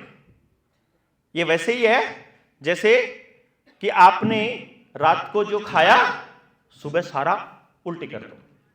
हजम नहीं होना चाहिए, मल नहीं बनना चाहिए, उसका बॉडी में नहीं लगना चाहिए, समझ में नहीं आना चाहिए। जो लिखा है बस वो पेपर पे होना चाहिए, चाहे तुम्हें वो समझ में आया हो ना आया हो। उसका जीवन में उपयोग हो ना उपयोग हो कोई फर्क नहीं पड़ता, आपको वो उतारना पेपर में वही पड़ेगा। घर में आकर के मम्मी पापा थोड़े समझदार ज्यादा है, मेरे जैसा आदमी ज्यादा सियाना बनता है, वो बच्चे को बता देगा बेटा इसको ऐसे भी कर सकते हैं। नहीं मम्मी, मैम ने ऐसे ही बोला है,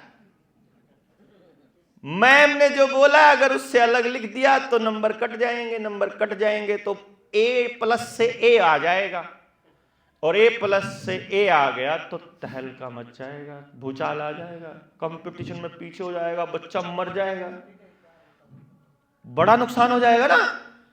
B आने पे तो मतलब बिल्कुल ही तूफान आ गया जिंदगी में। फिर भी वो बच्चा बहुत कोशिश करता है अपने माँ बाप की उपेक्षाओं पे खरा उतरने का। जहां ट्यूशन भेजते हैं वहां जा रहा है, जितना पढ़ने को बोलते हैं उतना किताब पे बैठ भी रहा है। अगले का नहीं इंटरेस्ट बन रहा है वो अलग बात है, बैठ तो रहा ही है आपके कहने से, जा तो रहा ही है, सुबह भी उठ भी रहा है अपनी तरफ से, रट्टे भी मार रहा है अपनी तरफ से, लिखने की कोशिश भी कर रहा है अपनी तरफ से। पर असली सवाल ये है कि 40 बच्चों की क्लास में से कितने बच्चे फर्स्ट आ सकते हैं? ज्यादा से ज्यादा कितने आएंगे? 3 की तरफ हाथ कर रहे हो, 3 फर्स्ट कैसे आ जाएंगे?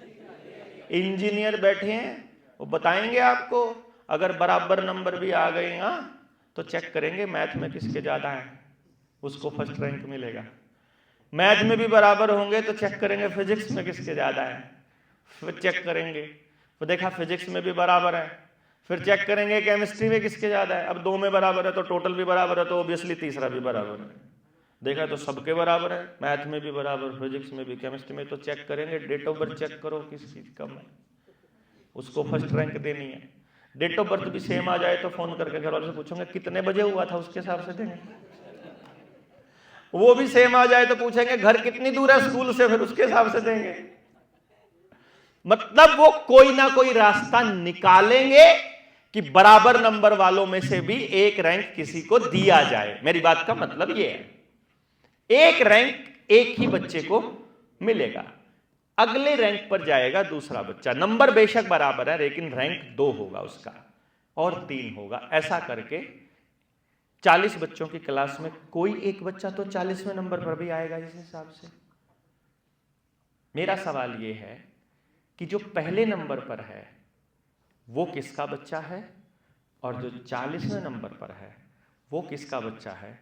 इस बात से कोई फर्क नहीं पड़ता, फर्क इस बात से पड़ता है कि वो दोनों इंसान के बच्चे हैं, दोनों मेरे बच्चे हैं, दोनों आपके बच्चे हैं, दोनों हमारे बच्चे हैं। अगर वो 40वें नंबर पे आने की वजह से सुसाइड कर ले तो असली सुसाइड वो पहले वाले का हुआ है। अगर वो 40वें नंबर पर जाने की वजह से अगर वो अपराधी बन जाए तो अपराधी बन के पहले नंबर वाले को ही लूटेगा। अगर वो 40वें वाले में जाकर के अगर वो नशा बेचने लग जाएगा तो पहले नंबर वाला जिस दिन डिप्रेशन में जाएगा ना उस दिन वो नशा उसी को बेचेगा।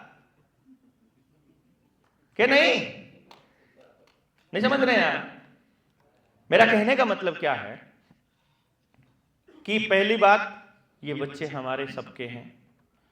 दूसरी बात, अब जो पहले नंबर पर आ गया है, क्या चौथी क्लास में एक बच्चा फर्स्ट आ गया, क्या उसके लिए काफी है?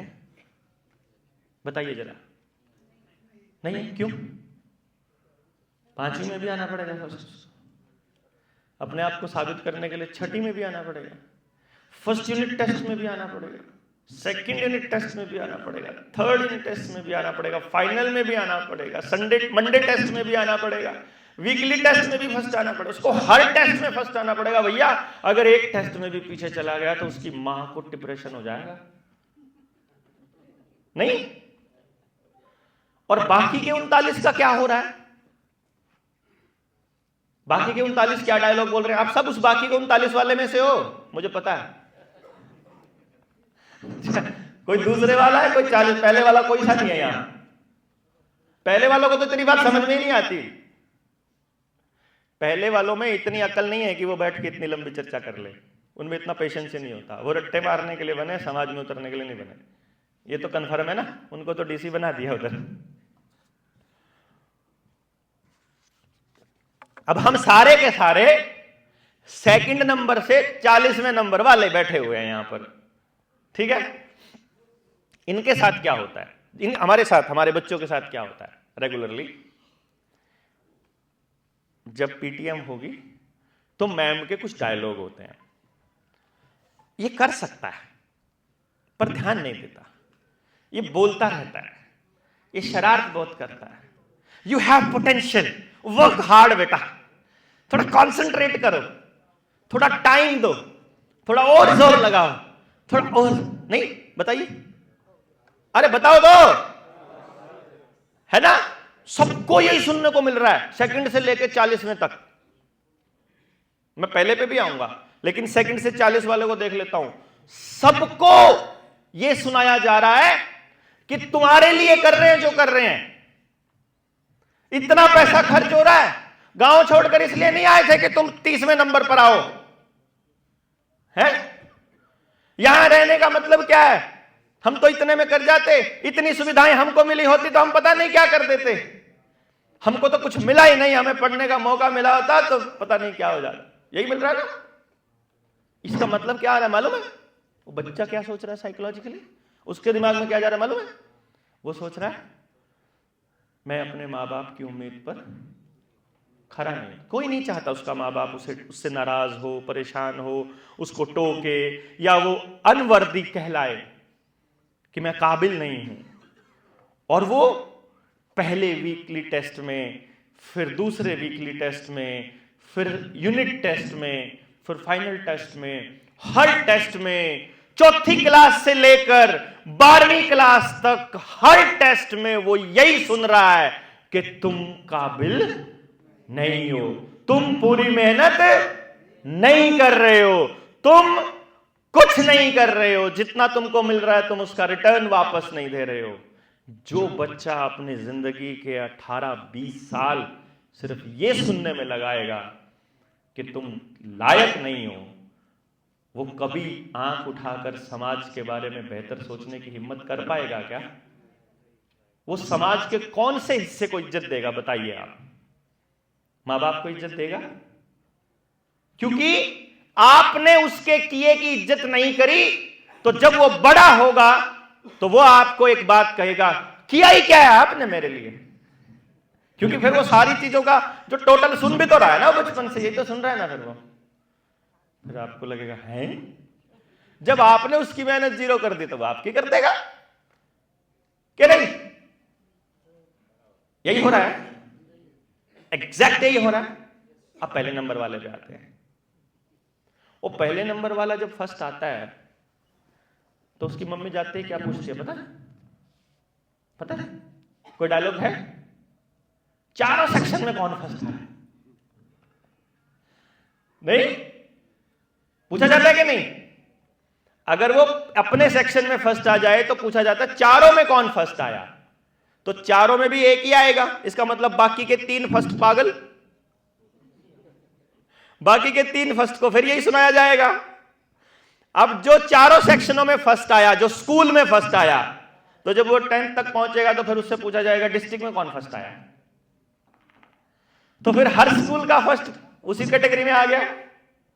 जब डिस्ट्रिक्ट में फर्स्ट आया जाएगा तो पूछा जाएगा स्टेट में कौन फर्स्ट आया, और जब स्टेट में पूछा जाएगा कौन फर्स्ट आया तो पूछेंगे सीबीएसई किसने टॉप किया। इतनी सी मेहनत और कर लेते बेटा तो तुम सीबीएसई टॉप कर जाते, इतने नंबर आ जाते तो तुमको ये ट्रेड मिल जाती, इतनी मेहनत और कर लेते तो तुम इस यूनिवर्सिटी में दाखला ले लेते। मतलब समाज का एक बच्चा भी ऐसा नहीं है, एक बच्चे को छोड़ के जिसको अपनी मनपसंद ट्रेड मिली है, उसको छोड़ करके बाकी के सब यही सोच रहे हैं कि मैं इतनी मेहनत और कर लेता, मतलब मैं काबिल नहीं हूं। यही है ना हमारा एजुकेशन सिस्टम, या कुछ हो रहा है? अरे भाई बता तो यही है ना। अब आप बताओ, वो बच्चे रिसर्च करेंगे कभी? दूसरा पहलू सोचेंगे कभी? अपने दिमाग का इस्तेमाल करेंगे कभी? कुछ भी प्रोडक्टिव करने के बारे में सोचेंगे कभी? उनको तो जो पढ़ा, क्योंकि वो वर्दी नहीं है यार, काबिल ही नहीं है, वो कॉन्फिडेंस ही नहीं उनमें बोलने का। वो अफसर से क्या लड़ाई लड़ेंगे, वो मैडम को क्या बोलेंगे जब मैडम बोलेगी कि पेपर नहीं देना। अब मेरे वाला स्कूल में दाखिल हुआ और जो इस लॉकडाउन के बाद में, अब उसके मास्टर जी बोलते हैं टेस्ट करवा ले, बोलता है नहीं करवाना, अपन ने वैक्सीन लगवानी पड़ेगी तुमको, इंजेक्शंस लगवाने पड़ेंगे। बोला नहीं लगवाना है, पापा ने मना किया है, यहाँ तक भी कहा हुआ है कि अगर कोई जबरदस्ती करे तो ईंट मार के सिर खोल दियो, टेंशन नहीं लेने। लेकिन अब वो तो बोल देगा कि भैया जी नंबर नहीं चाहिए तुम्हारे, मैंने तो अपने को बोला हुआ है भैया, हम तो बिना डिग्री काम चला लेंगे, स्वस्थ रहना जरूरी है। क्योंकि डिग्री वालों को क्या करना पड़ता है, मैं डिग्री वालों को बोल देता हूं, जो पूछा था ना शुरू में मैंने, कौन कौन डॉक्टर है, कौन कौन इंजीनियर है, किन्होंने ग्रेजुएशन करी, जो करी। इंजीनियरिंग करने के लिए अपनी जिंदगी के कितने साल लगाने पड़ते हैं, कितने? अच्छा, पिछले वालों को ऐसे छोड़ दोगे? 4 बोले, पिछले 18 कहां जाएंगे? और खाली इंजीनियरिंग से काम नहीं चलता, साथ में एमबीए करनी पड़ती है, तब जाके किसी लायक बनते हो। 25 साल मिनिमम आपको लगाने पड़ते हैं ये कहलवाने में कि अब हम इंजीनियर हो गए हैं। 22 वाला इंजीनियर नहीं काउंट होता। 22 वाला तो यही बोलता है फोन करके बीटेक कर रखा है। मैं पूछता हूं, मेरे पास आता है फोन कि बलारा जी कोई नौकरी मिल जाएगी क्या? तो मैंने कहा क्या स्किल है तुम्हारे पास? बोला स्किल का तो पता नहीं पर बीटेक कर रखी है। अरे मैं डिग्री नहीं पूछ रहा हूं भैया, कर क्या सकते हो? तो अभी तो कुछ नहीं किया, अभी तक कुछ नहीं किया, लेकिन कर लूंगा, सीख लूंगा। तो भैया अभी तक क्या सीखा है तुमने? स्कूल ने क्या सिखाया तुमको? इस एजुकेशन सिस्टम ने क्या सिखाया? वो नहीं पता अगले को। तो अब 25 साल आपने अपने जिंदगी के दे दिए इस एजुकेशन सिस्टम को, और 25 साल में आपने जो डिग्रियां कमाई, आपने ग्रेड ए कमाया, आपने 80%, 8 परसेंटाइल, 9 परसेंटाइल, और पता नहीं कितना कितना वहां आपने दारू भी पी, वहां आपने कबाड़ भी खाया, वहां आपने सारे उल्टे काम भी किए, घर वालों को भी छोड़ कर गए, घर वालों का भी इतना सारा पैसा लगाया, और फिर डिग्री आई, और फिर फोटो खिंचाए, और फिर नौकरी अप्लाई करी, और फिर कंपनी में नौकरी मिल गई। और कंपनी में नौकरी मिलते ही पहली ट्रेनिंग में आपको यह कहा जाए, पहली लाइन में, कि आज तक जो सीखा है पहले सब भूल जाओ, हम सिखाएंगे अब करना क्या है कंपनी में। क्यों जी इंजीनियर साहब है?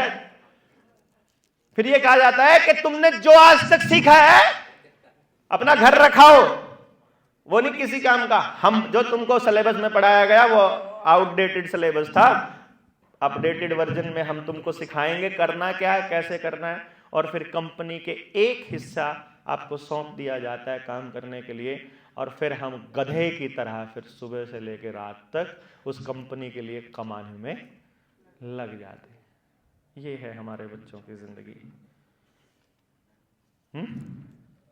और फिर आप जब इस सेशन के एंड तक जाएंगे तो आपको पता चलेगा कि आप सब सुबह से लेकर के रात तक आपने क्या क्या किया। अगर उसकी लिस्ट बनाओगे, और लिस्ट बनाकर उसमें सामने एक कॉलम आता है ना, सारों को कॉलम बनाने तो आते हैं ना, एक कॉलम लिखो टास्क, उसमें लिखो इक्विपमेंट यूज्ड, फिर लिखो उसका एंड रिजल्ट, और फिर लास्ट में लिखो बेनिफिशियरी। तो आपको पता चलेगा कि आप तो सुबह उठ के अगर लैटरिन भी जाते हो तो भी कंपनी का ही बेनिफिट है, अगर अपने घर में हगते हो तो है। मोटरसाइकिल की किक मारते हो, बाइक की किक मारते हो, खाना खाते हो, बाहर निकलते हो, कुछ भी करते हो, कुछ भी करते हो, सारी जिंदगी कमा कमा के किनको देते हो? कंपनियों को।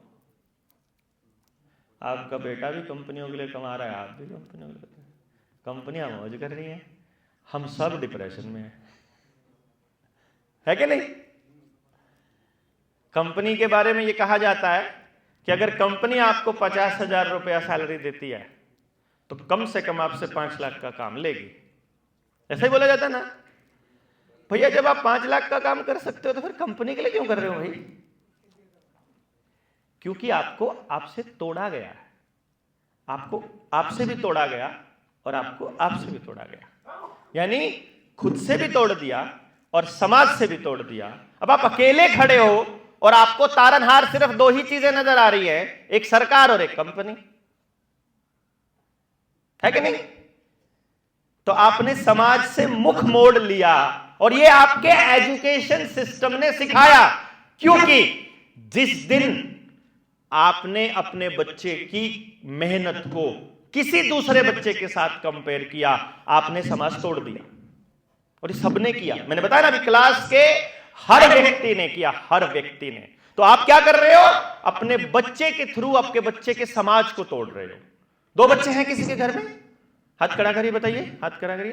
दो बच्चे जिसके घर में है, अब तो सारे ही दो दो वाले, 80-90%। अब बताओ, दो बच्चे जिसके घर में है ना, ऑब्वियस है, एक पहले उठता है, एक बाद में उठता है, एक ज्यादा पढ़ता है, कम पढ़ता है, एक ज्यादा बात मानता है, कम बात मानता है, एक अच्छा बच्चा है, एक अच्छा नहीं है, एक कम अच्छा, मतलब ये कह लो, है कि नहीं? ऑब्वियस है ना, ये बराबर हो ही नहीं सकते।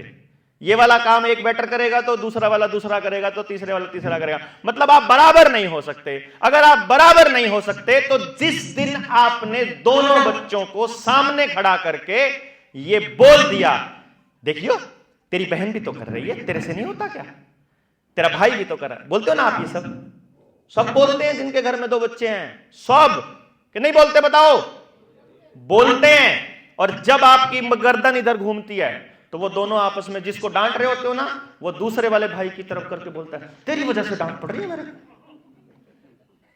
नहीं होता क्या? दो सगे भाई बहनों में भी दरार पड़ जाती है। अगर आप पढ़ने वाले की इज्जत करते हो ना ज्यादा, तो जो दूसरा कम पढ़ने वाला है ना, वो सारी कोशिश करेगा कि वो पढ़ ना पाए। वो आवाज ज्यादा कर रहा है, वो उसके कमरे में कूद रहा है, वो बोल रहा है, बार बार छेड़ रहा है, उसकी किताब हिला रहा है, कुछ भी कर रहा है कि ये पढ़ेगा तो फिर पापा मुझे टोकेंगे, फिर मम्मी मुझे टोकेगी। ये अगर बढ़िया परफॉर्म करेगा तो मेरा नुकसान है, क्योंकि मुझे पापा की नजरों में डाउनग्रेड होना पड़ेगा। नहीं सोचो आप, दो सगे भाइयों में जिनका खून एक है, जबकि आप उनमें कोई भेद नहीं करते हो, प्रैक्टिकली आप कोई भेद नहीं करते, वो सिर्फ उसको मोटिवेट करने के लिए आपने कुछ डायलॉग्स बोले थे, अंदर आपके भेद नहीं है, आप दोनों से बराबर प्यार करते हो, मुझे पूरा यकीन है, लेकिन आपका सिर्फ वो डायलॉग उन दोनों भाइयों बहनों में दरार पैदा कर रहा है। तो सोचो, जब आप पूरी क्लास को और पूरे समाज को कंपटीशन में डाल देते हो तो आप क्या सोच रहे होते हो? नहीं, गलत तो नहीं कह रहा जी? और ये एजुकेशन सिस्टम आपने बनाया क्या? जो आपका बच्चा पढ़ रहा है आपको उसकी जरूरत है क्या? जो मेरे वाला पढ़ रहा है उसकी उसको भी नहीं है, जो गोवा वाला पढ़ रहा है उसको भी नहीं है। अरे भैया, राजस्थान में रहने वाला बच्चा भी सीबीएसई पढ़ रहा है, गोवा वाला भी सीबीएसई पढ़ रहा है, पहाड़ वाला भी पढ़ रहा है, तीनों की जरूरतें अलग है, तीनों को बड़ा होकर कुछ और करना है, लेकिन तीनों को सिलेबस एक पढ़ाया जा रहा है। ये समझ में नहीं आ रहा क्या हमको? है बांग्लादेश से आकर के पश्चिमी बंगाल में आकर के लोग रह रहे हैं, किस लिए? कि बांग्लादेश में रोजगार नहीं है। बांग्लादेश वाला जो है बंगाली, वो मतलब कलकत्ता में पहुंच रहा है, वो जो गांव वाला है वो कलकत्ता पहुंच रहा है, कलकत्ते वाला दिल्ली बंबई की तरफ आ रहा है, वो यूपी की तरफ आ रहे हैं, बिहार की तरफ, बिहार और यूपी वाले महाराष्ट्र की तरफ आ रहे हैं। मराठी कहते हैं हमें यहां नहीं रोजगार मिलता तो हम अमेरिका चलते हैं। नहीं, अमेरिका में मतलब जैसे वो बांग्लादेश वाले डंकी से इंडिया में आ रहे हैं, वैसे इंडिया वाले डंकी से पाकिस्तान में उधर जा रहे हैं, मतलब अमेरिका में जा रहे हैं। अरे भैया, जब हमारे वालों को यहां रोजगार नहीं है तो उनको कैसे मिल रहा है? बांग्लादेशियों को या फिर पाकिस्तानियों को या फिर बिहारियों को यहां कहां से मिल रहा है? हमारे हरियाणा में कहां से मिल गया? हमारे हरियाणा वाले कह रहे हैं हमारे हरियाणा में रोजगार नहीं है, पंजाब में रोजगार नहीं है, हम कनाडा चलते हैं। और कनाडा वाले कह रहे हैं, कनाडा में जाकर देखो आप, अमेरिका में जाकर देखो, अमेरिका की एक्चुअल रिपोर्ट जाकर के देखो, अमेरिका वाले कह रहे हैं अमेरिका में रोजगार नहीं है। नहीं समझ आ रहा? आपको समझ आ रहा कैलकुलेशन? ऐसे नहीं दिखाया ना कभी किसी ने चेहरा, ऐसे तो नहीं बताया ना किसी ने, लेकिन ये क्यों हो रहा है? सोचो, बताओ बताओ बताओ, लगाओ दिमाग, क्यों हो रहा है? स्किल नहीं है। अरे उसमें कहां से आ गई स्किल? घास काटने की स्किल बिहारी में आएगी कि वो यहां के घास काटेगा, मेरे हरियाणा में जाके काटेगा? I am not insulting Bihari, लेकिन मैं ये कह रहा हूं कि हमारे वालों को नहीं करना आता क्या वो काम, हरियाणा वाले को, जो वो आकर के बिहार से आकर के पूरी टोली आके करती है। वहां कम पैसों में आ रहा है वो बिहारी, वहां का लोकल मजदूर उसको ज्यादा का मिल रहा है। अमेरिका में भी यही हो रहा है, उसको वहां अमेरिका वाला ज्यादा का मिल रहा है तो इंडिया वाला सस्ता मजदूर मिल रहा है। लेकिन ये सस्ता क्यों मिल रहा है? Why? The question is why is this happening? Production ज्यादा है, स्किल हो रहा है, ब्रेन ड्रेन हो रहा है, टैलेंट ड्रेन हो रहा है, मनी ड्रेन। आपको मालूम है क्या, इस देश में पिछले 7 साल में 11 लाख बिलीनियर्स ने भारत की नागरिकता छोड़ी है। बिलीनियर्स ने, पता आपको? 11 लाख। और जब बिलीनियर नागरिकता छोड़कर जाएगा अमेरिका, लंदन कहीं बसने के लिए, तो सारी प्रॉपर्टी समेट के उसको लिक्विडेट करके वहां जाएगा, लिक्विफाई करके जाएगा ना, वो सब ले जाएगा वो अपना। ठीक है? यानी सारी मेहनत जो उसके पुरखों ने की थी, जो उन्होंने की थी, वो सब ले गया। क्यों ले गया? द क्वेश्चन इज क्यों? यहां का माहौल ऐसा क्यों बनाया गया कि मुझे यहां से जाना पड़े? आप सब में से गांव से कौन कौन आया है? गांव से, जो शहर में रहता है। गांव, पीछे से उसके पिताजी या वो गांव से है, पिताजी या वो गांव से हैं और वो यहां शहर में है। दोबारा करिए हाथ खड़ा। आप सारे लोग हैं, ठीक है? आप गांव से शहर क्यों आए? This is the question. गांव में काम और पैसा नहीं है, तो यहां आने के बाद रिक्शा भी चलाएंगे। मैं वही बता रहा हूं आपको कि गांव में अपनी गाय का गोबर उठाने में शर्म आती है और शहर में रिक्शा चलाने में, ऑटो चलाने में भी दिक्कत नहीं है। ठीक है? ऐसा क्यों? फिर क्यों पे आऊंगा ना। रोजगार, मतलब अगर अमेरिका इसलिए जाते हैं, अगर उनको यहाँ अगर वो सुविधा या उनकी इच्छाएं की पूर्ति हो जाती तो वो अमेरिका कभी जिंदगी में नहीं जाते। उनकी इच्छाओं की पूर्ति हो जाती तो वो अमेरिका नहीं जाते। या तो पेमेंट हो या किसी बेस से वो वहाँ गए या कंपनियों ने भेजा, लेकिन कंपनियों ने भेजकर वो वहाँ बस गए। क्यों बसे? कि यहाँ से उनको तनख्वाह या जो कुछ है सब सुविधाएं प्लस में मिली, इसलिए वो यहाँ से चले गए। वो उनको सुविधाएं वहां प्लस में मिली, इसीलिए वो यहां से छोड़कर चले, बस गए। इसी तरह से जो गांव से छोड़कर आए, उनको सुविधा नहीं मिली, यहां आकर वो बस गए। क्यों? मैं तो नहीं गया। सेटिस्फैक्शन और लालच, 2 पॉइंट हो गए। ये मतलब उनको पैसा चाहिए था। मान लो मैं अपनी बताता हूं, मैंने अपने कुछ नियम बनाए हुए हैं। 2016 में मैं अपना सब कुछ बंद करके चला। जब मैं बंद करके चला तो मेरे पास अपॉइंटमेंट की वेटिंग 2 साल थी। जब मैंने सब बंद किया अपना, तो मुझसे मिलने के लिए 2 साल का इंतजार करना पड़ता था। आज पैसा जमा कराओ तो 2 साल बाद मिलता था। अभी मेरा अपॉइंटमेंट का फीस 1.5 लाख रुपया है। पर्सनल किसी को अपने बच्चे के लिए मिलना होता है, उस टाइम पे 1 लाख रुपया था, 1.25 लाख रुपया था, नॉट 1 लाख, 1.25 लाख था। ठीक है? मेरे पास कुछ अमेरिका से लोग आए, ऑस्ट्रेलिया से, कनाडा से, शिकागो, लंदन, क्योंकि मैं सन 2004 में, आपने तो ऑनलाइन एजुकेशन का नाम अब सुना होगा लॉकडाउन में, मैं सन 2004 में लंदन, शिकागो, न्यूयॉर्क का प्रायोरिटी 1 ट्यूटर था ऑनलाइन। वहाँ यहाँ से बैठा बैठा मैं वहाँ पढ़ाता था। पर मिनट मुझे पैसा मिलता था। I was a kind of teacher, मतलब I am a kind of teacher.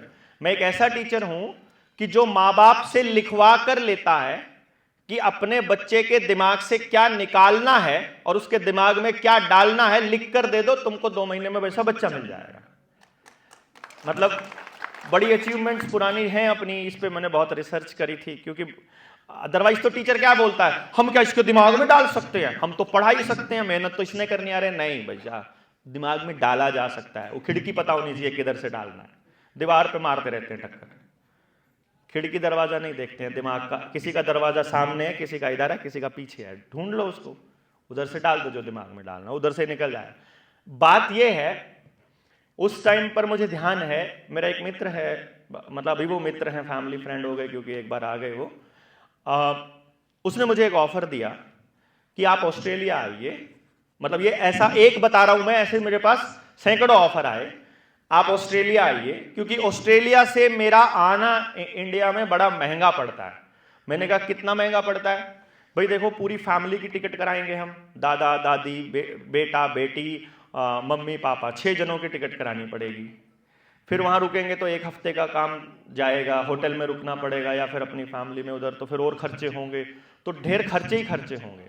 इससे बढ़िया ये है कि आप ऑस्ट्रेलिया आइए, आपको यहां 1 महीने में मैं 20 क्लाइंट दूंगा। हम लोग एक क्लाइंट से 5 लाख रुपया लेंगे, 3 से लेके 5 लाख तक लेंगे, तो आपको मैं 1-1.5 महीने में 1 करोड़ रुपया देके भेज दूंगा। मैंने उसे बोला, मुझे तेरे 3 लाख रुपया पर बच्चा चाहिए। मैं NRI से 3 लाख लेता होता था, तेरे 2 बच्चे हैं, 6 लाख ही चाहिए, मुझे तेरा 1 करोड़ नहीं चाहिए। मैं वहां आकर काउंसलिंग नहीं करूंगा, तुझे ही चंडीगढ़ आना पड़ेगा। वो पूरी विद फैमिली चंडीगढ़ ही आकर के काउंसलिंग करवा के गया। उसके बाद उन्होंने मुझे बहुत ऑफर दिया कि इस स्किल का यहाँ बहुत डिमांड है, यहाँ बहुत पेरेंट बोलते हैं, बस वो छुट्टी लेकर नहीं आ सकते या उनको जरूरत नहीं है, आप आ जाओगे ना तो यहाँ तहलका मच जाएगा। मैंने बोला मुझे वहां तहलका मचाना ही नहीं, मुझे तहलका यहीं मचाना है, मुझे वहां तहलका मचाना ही नहीं है। मैं तो नहीं गया, वो क्यों गए? तो क्वेश्चन इज दिस, फिर अगेन वहीं पे आते हैं, क्यों? आपने आपके मन में ठान ली कि मैं नहीं जाऊंगा, वो क्यों नहीं ठान पाए? देखिए, मैं आपको इसके पीछे के, क्योंकि जब तक आप उस साइकोलॉजी को नहीं समझेंगे, उस मूल जड़ में नहीं जाएंगे, जब तक आप इसका कारण में नहीं जाओगे, तब तक आप इन चीजों को ठीक नहीं कर पाएंगे। आयुर्वेद का ये नियम है। देखिए, बहुत सारी पैथीज हैं जो काम करती हैं बीमार होने के बाद। आयुर्वेद एक ऐसी पैथी है जो काम करती है बीमार होने से पहले। वो कहती है कि बीमार ही ना पड़ो, अपना ऋतुचर्या, दिनचर्या, अपना खान पान अपना इस तरह का रखो कि आप बीमार ही ना पड़ो, अपना वात पित्त कफ जो है वो संभाल के रखो, बैलेंस करके रखो। अब वो ये कहती है कि अगर आपको कारण पता है कि ये इम्बैलेंस किस वजह से होता है, तो वो कारण ही मिटा दो तो प्रॉब्लम खत्म, प्रॉब्लम नहीं आएगी। नहीं, इसी तरह से अगर आपको कारण समझ में आ गया तब तो सलूशन कर पाएंगे। अगर कारण का मतलब, अभी क्या है, हाथी, मान लो अंधे को आप बोल दो, या 10-5 अंधे हों, डोंट माइंड, मैं किसी ब्लाइंड को वो क्रिटिसाइज नहीं कर रहा, बट अगर 10-5 अंधे हो या फिर हमारी आंखों पे पट्टी बांध दी जाए और हमने कभी जिंदगी में हाथी नहीं देखा हो, ठीक है, और हमको बोल दिया जाए कि ये हाथी खड़ा है तुम्हारे सामने, हाथ लगाकर पहचान के और फिर डिस्क्राइब करो हाथी कैसा होता है। एक जने ने सूंड को हाथ लगाया, एक जने ने टांग को पकड़ा, एक ने पूंछ को पकड़ा, एक ने पेट को हाथ लगाया और फिर पेपर पे लिखने लगा कि हाथी ऐसा होता है। बताओ जरा, चारों सेम एक्सप्लेन कर पाएंगे क्या? चारों की एक्सप्लेनेशन गलत होगी क्या? उनको उतना ही दिखा भाई, उनको वही मिला, वही उन्होंने बोल दिया। गलत भी नहीं है, सही भी नहीं है, पूरा भी नहीं है, उनकी तरफ से अधूरा नहीं है, उनकी तरफ से वो पूरा है। नहीं, यही हो रहा है ना। हम क्या कर रहे हैं, हाथी की पूंछ को हाथ लगाकर ऐसा सोच रहे हैं कि यही हाथी है। कारण के एक बिंदु को हमने पकड़ा और हमें लगा यही कारण है। कारण तक पहुंचना जरूरी है। असली कारण बताएं आपको। असली कारण यह है, आप जहां पैदा हुए हो, आप जहां, आपके पुरखे, उनके पुरखे, उनके पुरखे, मतलब हमारे जो पूर्वज हैं, जो जहां तक हमारी ब्लड लाइन जाती है, वो जहां पैदा हुए हैं, अगर आप वहीं रहते हैं, अपनी वेशभूषा को अपनाते हैं, कौन सी वेशभूषा? जो महाराष्ट्र की पारंपरिक वेशभूषा है। आपकी मेरे ख्याल से महाराष्ट्र में टोपी अलग अलग होगी एरिया के हिसाब से ना, लेकिन नीचे का सेम होगा, है कि नहीं? जिसको हम अभी ये नीचे पजामा हम लोग पहनते हैं, सलवार जो पहनते हैं, इसके अलावा जो धोती है, जिस टाइप की धोती हमारी होती है, जैसे हरियाणा में धोती होती है अलग, पंजाब की है अलग, पश्चिमी बंगाल में अलग, चले जाओगे उधर केरला में लुंगी वो अलग हो जाएगा ना उधर का उनका, मतलब वो धोती अलग हो जाएगी, सबकी धोती अलग अलग होती है। महाराष्ट्र की अलग है तो इधर राजस्थान की अलग है, फिर है कि नहीं, गुजरात की अलग टाइप के, वो थोड़ा थोड़ा डिफरेंस रहता है उस एरिया के माहौल के हिसाब से, वहां के क्लाइमेट के हिसाब से। वो हमने अपने पुरखों ने पहले तय किया हुआ है कि डिफरेंस भी दूर से देखना हो आदमी को पता लग जाएगा कि ये मराठी है कि ये राजस्थानी है। तो अगर हम अपनी पारंपरिक वेशभूषा को अपनाते हैं और हम अपनी भाषा बोलते हैं, अपनी पारंपरिक, अपनी कबीलियाई भाषा, हम कबीलियाई लोग हैं। गांव को पहले कबीला बोला जाता था, गांव में कोई कानून नहीं था पंचायत के अलावा, पंचायत का जबानी कानून ही संविधान था हमारा, कोई लिखित संविधान नहीं था बाबा साहब वाले संविधान के अतिरिक्त इससे पहले। और ये संविधान भी अंग्रेजों ने ही बनाया था, बाबा साहब ने नहीं बनाया था। बाबा साहब वाले अगर यहां बैठे हुए हैं भैया माफ कीजिएगा, लेकिन अगर आप संविधान की हिस्ट्री को समझेंगे, एज इट इज जो उन्होंने बना के दिया उसके ऊपर बाबा साहब ने मोहर लगा दी, उसमें अपने हिसाब से जो जो चेंजेस उन्होंने मांगे करके, ठीक है। असलियत में हमारे देश का संविधान नहीं था, हमारे हर गांव की परंपरा अलग थी, सभ्यता अलग थी, कानून अलग थे। मेरे गांव में कोई गलत काम करेगा तो वहां की पंचायत बैठेगी और उसके ऊपर निर्णय लेगी, और वो पंचायत का निर्णय शाम तक हो जाएगा, और वो न्याय होगा, फैसला नहीं होगा, न्याय जो होगा, किसी के साथ अन्याय ना हो इस बात को ध्यान में रखा जाएगा। अदालतें करती हैं फैसले, वहां होते थे न्याय।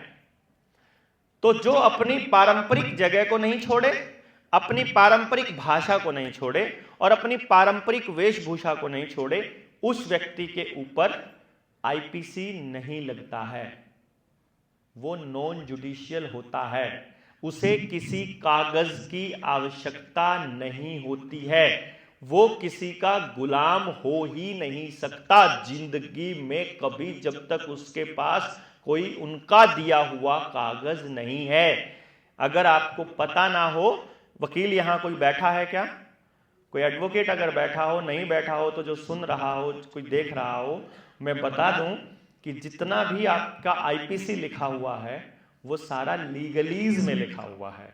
लीगलीज लैंग्वेज होती है, वो लॉ ऑफ द सी है, वो समंदर का कानून है जो समंदर के लुटेरों ने बनाया है, जिसका नाम रोथशिल्ड है, जो पूरी दुनिया के बैंकिंग सिस्टम को संभालता है, जिनके पुरखे पहले पायरेट्स होते थे, समुद्री लुटेरे होते थे, जो भारत से आने जाने वाले सोने चांदी को, दुनिया भर से आने जाने वाले को लूटा करते थे, उनका काम ही लूट का होता था। उन लोगों ने ये लीगलीज बनाए थे राजाओं से मिलकर के लीगलीज भाषा में, कि ये कानून हमारे कानून चले यहां पर किसी, वो एक लंबी कहानी पूरी की पूरी ट्रेनिंग पार्ट में आता है जो आपका 3 दिन का होगा, उसमें भी बहुत सारी चीजें इसमें इंक्लूड करेंगे हम। लेकिन मेन बात ये है, उस व्यक्ति के ऊपर कोई कानून लागू नहीं होता है। अगर आपको ध्यान हो, और आप में से बहुत सारे लोग इस कैटेगरी में आते हैं, एक टाइम ऐसा था जब आपके स्कूल के मास्टर जी ने आपसे पूछा कि आपकी जन्म की तारीख क्या है, तो आप बोले हमको नहीं पता। तो फिर आपके पिताजी को बुलाया गया, आपके पिताजी ने बोल दिया 16 सितंबर तो 16 सितंबर, आपके पिताजी ने बोल दिया 20 दिसंबर तो 20 दिसंबर, आपके पिताजी ने बोल दिया 27 जनवरी तो 27 जनवरी। आप कोई वीआईपी डेट का शौकीन था, उसने बोल दिया 15 अगस्त, हमारे वाली का 15 अगस्त है जन्मदिन। तो बोला 15 अगस्त को बढ़ते सारा देश जश्न मनाएगा, तो 15 अगस्त, मतलब जो कह दिया दैट इज डन। समझ गए? पॉइंट क्लियर हुआ कि आपको? है ना, आप में से कितने सारे हैं जिनका दस्तावेज कोई प्रमाण नहीं है, लेकिन अपन ने जो कह दिया वही दस्तावेज में, आपके 10th की डीएमसी में आ गया, वही आपका बन गया, एक ही बस। अरे कितने सारे लोग हैं ना, है कि नहीं? आपके पिताजी ने जो बोल दिया वही डन, यही है ना। ये तब तक था जब तक आप गांव में रहते थे, ये शहर में नहीं चलेगा आपका। यहां से अमेरिका चले जाओगे तो नहीं चलेगा आपका, वहां से आओगे जब इंडिया में कहीं दूसरे कंट्री से तो नहीं चलेगा आपका, आपको वहां के दस्तावेज बनाने पड़ेंगे। आपका आधार कार्ड, अगर आप बांग्लादेश से आ रहे हो ना, अगर आप पाकिस्तान से आ रहे हो ना, 1 सेकंड में आधार कार्ड बन जाएगा आपका, कोई दिक्कत नहीं है। कागज बनाना जरूरी है, आपके बाहर के आदमी को कागज बनाना जरूरी है, कागज ही आपकी गुलामी है, कागज ही गुलामी है, अगर आपको एक लाइन में बोल दी जाए तो। आधार कार्ड के ऊपर बोला था ना, जो अंकुश भाई ने बोला था, मैं उसको थोड़ा एक्सप्लेन करता हूं। पिछली बार जब 2 साल का जब आपको लॉकडाउन दिया उन्होंने, उस लॉकडाउन में उन्होंने एक ट्रायल करके देखा। उन्होंने जबानी बोला, जबानी। कुछ जगह पर रिटर्न मतलब आदेश भी आए, जैसे वो आपके महाराष्ट्र में औरंगाबाद का कलेक्टर ने आदेश जारी कर दिया कि जब तक आप वैक्सीन का सर्टिफिकेट नहीं दिखाओगे आपको पेट्रोल पंप पर पेट्रोल डीजल नहीं मिलेगा। इधर आपके कुछ लोगों ने कर दिया कि जब तक आप नहीं दिखाओगे आपको राशन नहीं मिलेगा। कुछ लोगों को बोला कि आपको बस में नहीं या ट्रेन में नहीं चढ़ने देंगे, ट्रेन की टिकट आपको तब मिलेगी जब आप सर्टिफिकेट अपलोड कर दोगे। अगर आप ऑनलाइन कर रहे हो तो अपलोड करना पड़ेगा, अदरवाइज आप दिखाना पड़ेगा।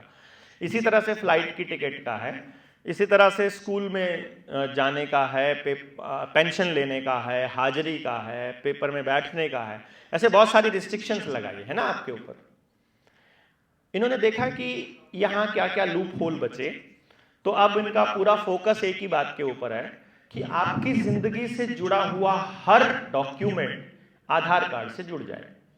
आपका bank account, pan number, gas का कनेक्शन, पानी का कनेक्शन, बिजली का कनेक्शन, गाड़ी की आरसी, आपका ड्राइविंग लाइसेंस, आपके मकान के कागज, आपके दुकान के, खेत के, कंपनी के, फर्म के, आपकी ITR, आपका GST, आपका राशन कार्ड, आपका जो आपके पास कागज जिंदगी के कमाए हैं वो सारे के सारे किस चीज के साथ जुड़ जाएं?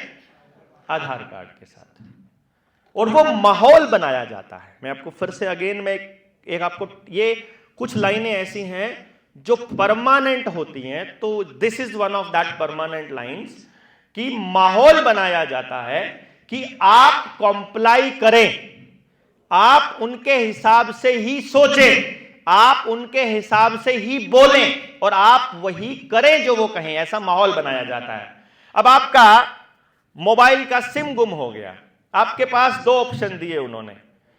आधार कार्ड कंपलसरी नहीं है, लेकिन अगर आधार दोगे तो आधे घंटे में एक्टिवेट, बल्कि अभी 15 मिनट में एक्टिवेट हो जाएगा आपका सिम कार्ड।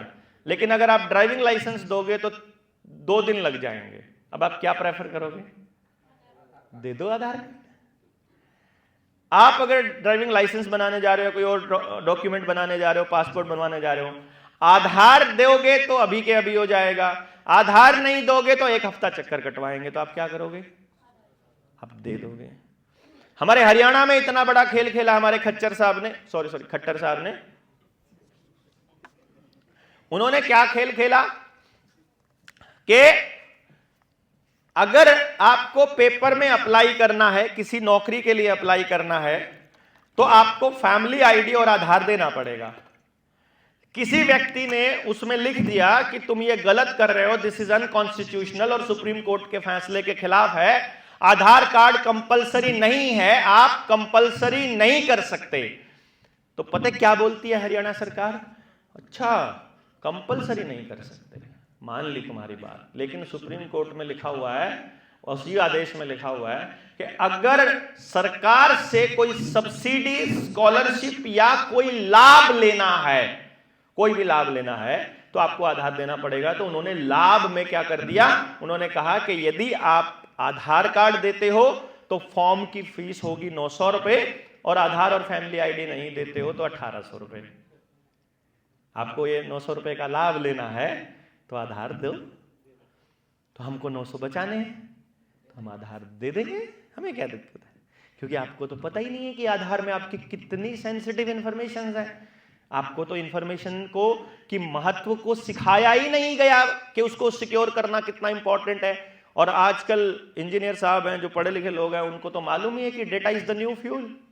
जिसके पास फ्यूल है उसी के पास समाज का कंट्रोल है, तो जिसके पास डेटा है उसी के पास आपकी गर्दन है, उसी के हाथ में। तो अब अगली बार जब वही 2 साल पहले वाला माहौल लाना होगा, जब उनको ये कहना होगा कि तुम अपना अगर वैक्सीन का सर्टिफिकेट नहीं दिखाओगे तो तुमको मंडी में नहीं जाने देंगे, मार्केट में दुकान नहीं खोलने देंगे और वो सब नहीं करने देंगे, तो अब उनको अनाउंस करने की ज़रूरत नहीं है।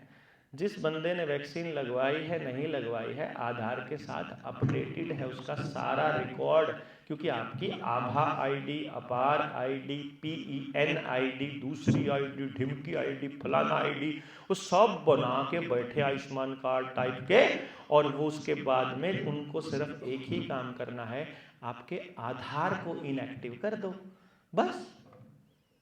अब आधार इनएक्टिव, आप गए, अरे बैंक में पैसे नहीं निकल रहे, बैंक वाला बोलेगा भैया आपका आधार नहीं चल रहा, आधार वाले से जाकर बात करो। आधार वाले के पास गए, आधार वाला बोला भैया आपने वो वैक्सीन नहीं लगवाई हुई ना, तीसरी डोज, वो लगवा लीजिए। हैं, अभी आप फिर नर्स के पास गए, बोले भैया कि बहन जी ऐसे ही लगा दो ना, फर्जी वाली सर्टिफिकेट बना दो बस खाली, बोले नहीं CCTV लगा हुआ है, लगा के दिखाना है तुमको। बोले पानी वाला लगा दो, पानी वाला तो लगा देंगे, यहाँ से बाहर निकलोगे तो वो स्कैनर वाला खड़ा हुआ है, वो बॉडी चेक करेगा कि असली मटेरियल गया है कि नहीं गया आज तक। ओहो फंस गए, लगवाना पड़ेगा, लगवा लिया, अब तो खोल दो, मतलब लगवा के फिर आधार वाले के पास गए कि भैया अब बच्चों को रोटी खिलानी थी, इसीलिए लगवाए थे ना आप लोगों ने कि रोटी खिलानी थी, क्योंकि रोटी कंट्रोल तो आदमी कंट्रोल, पानी कंट्रोल तो आदमी कंट्रोल। तो उन्होंने कहा कि फिर एक काम करते, अब आधार वाले के पास गए कि लगवा ली भैया, अब खोल दो आधार। हाँ जी अभी लो।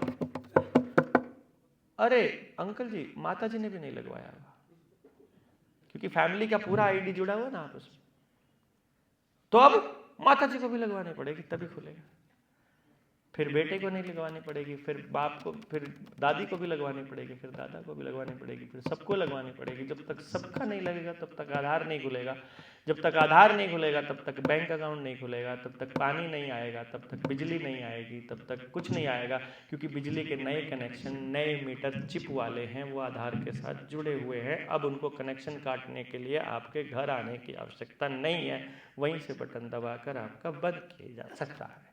पानी के भी नए कनेक्शन आधार के साथ जुड़े हुए हैं, नए मीटर आपके पानी के भी लग रहे हैं, और यहाँ तक कि अब गैस के सिलेंडर का साइज छोटा करने वाले हैं। अब आपको गैस का कनेक्शन भी पाइप से देने की प्लानिंग चल रही है।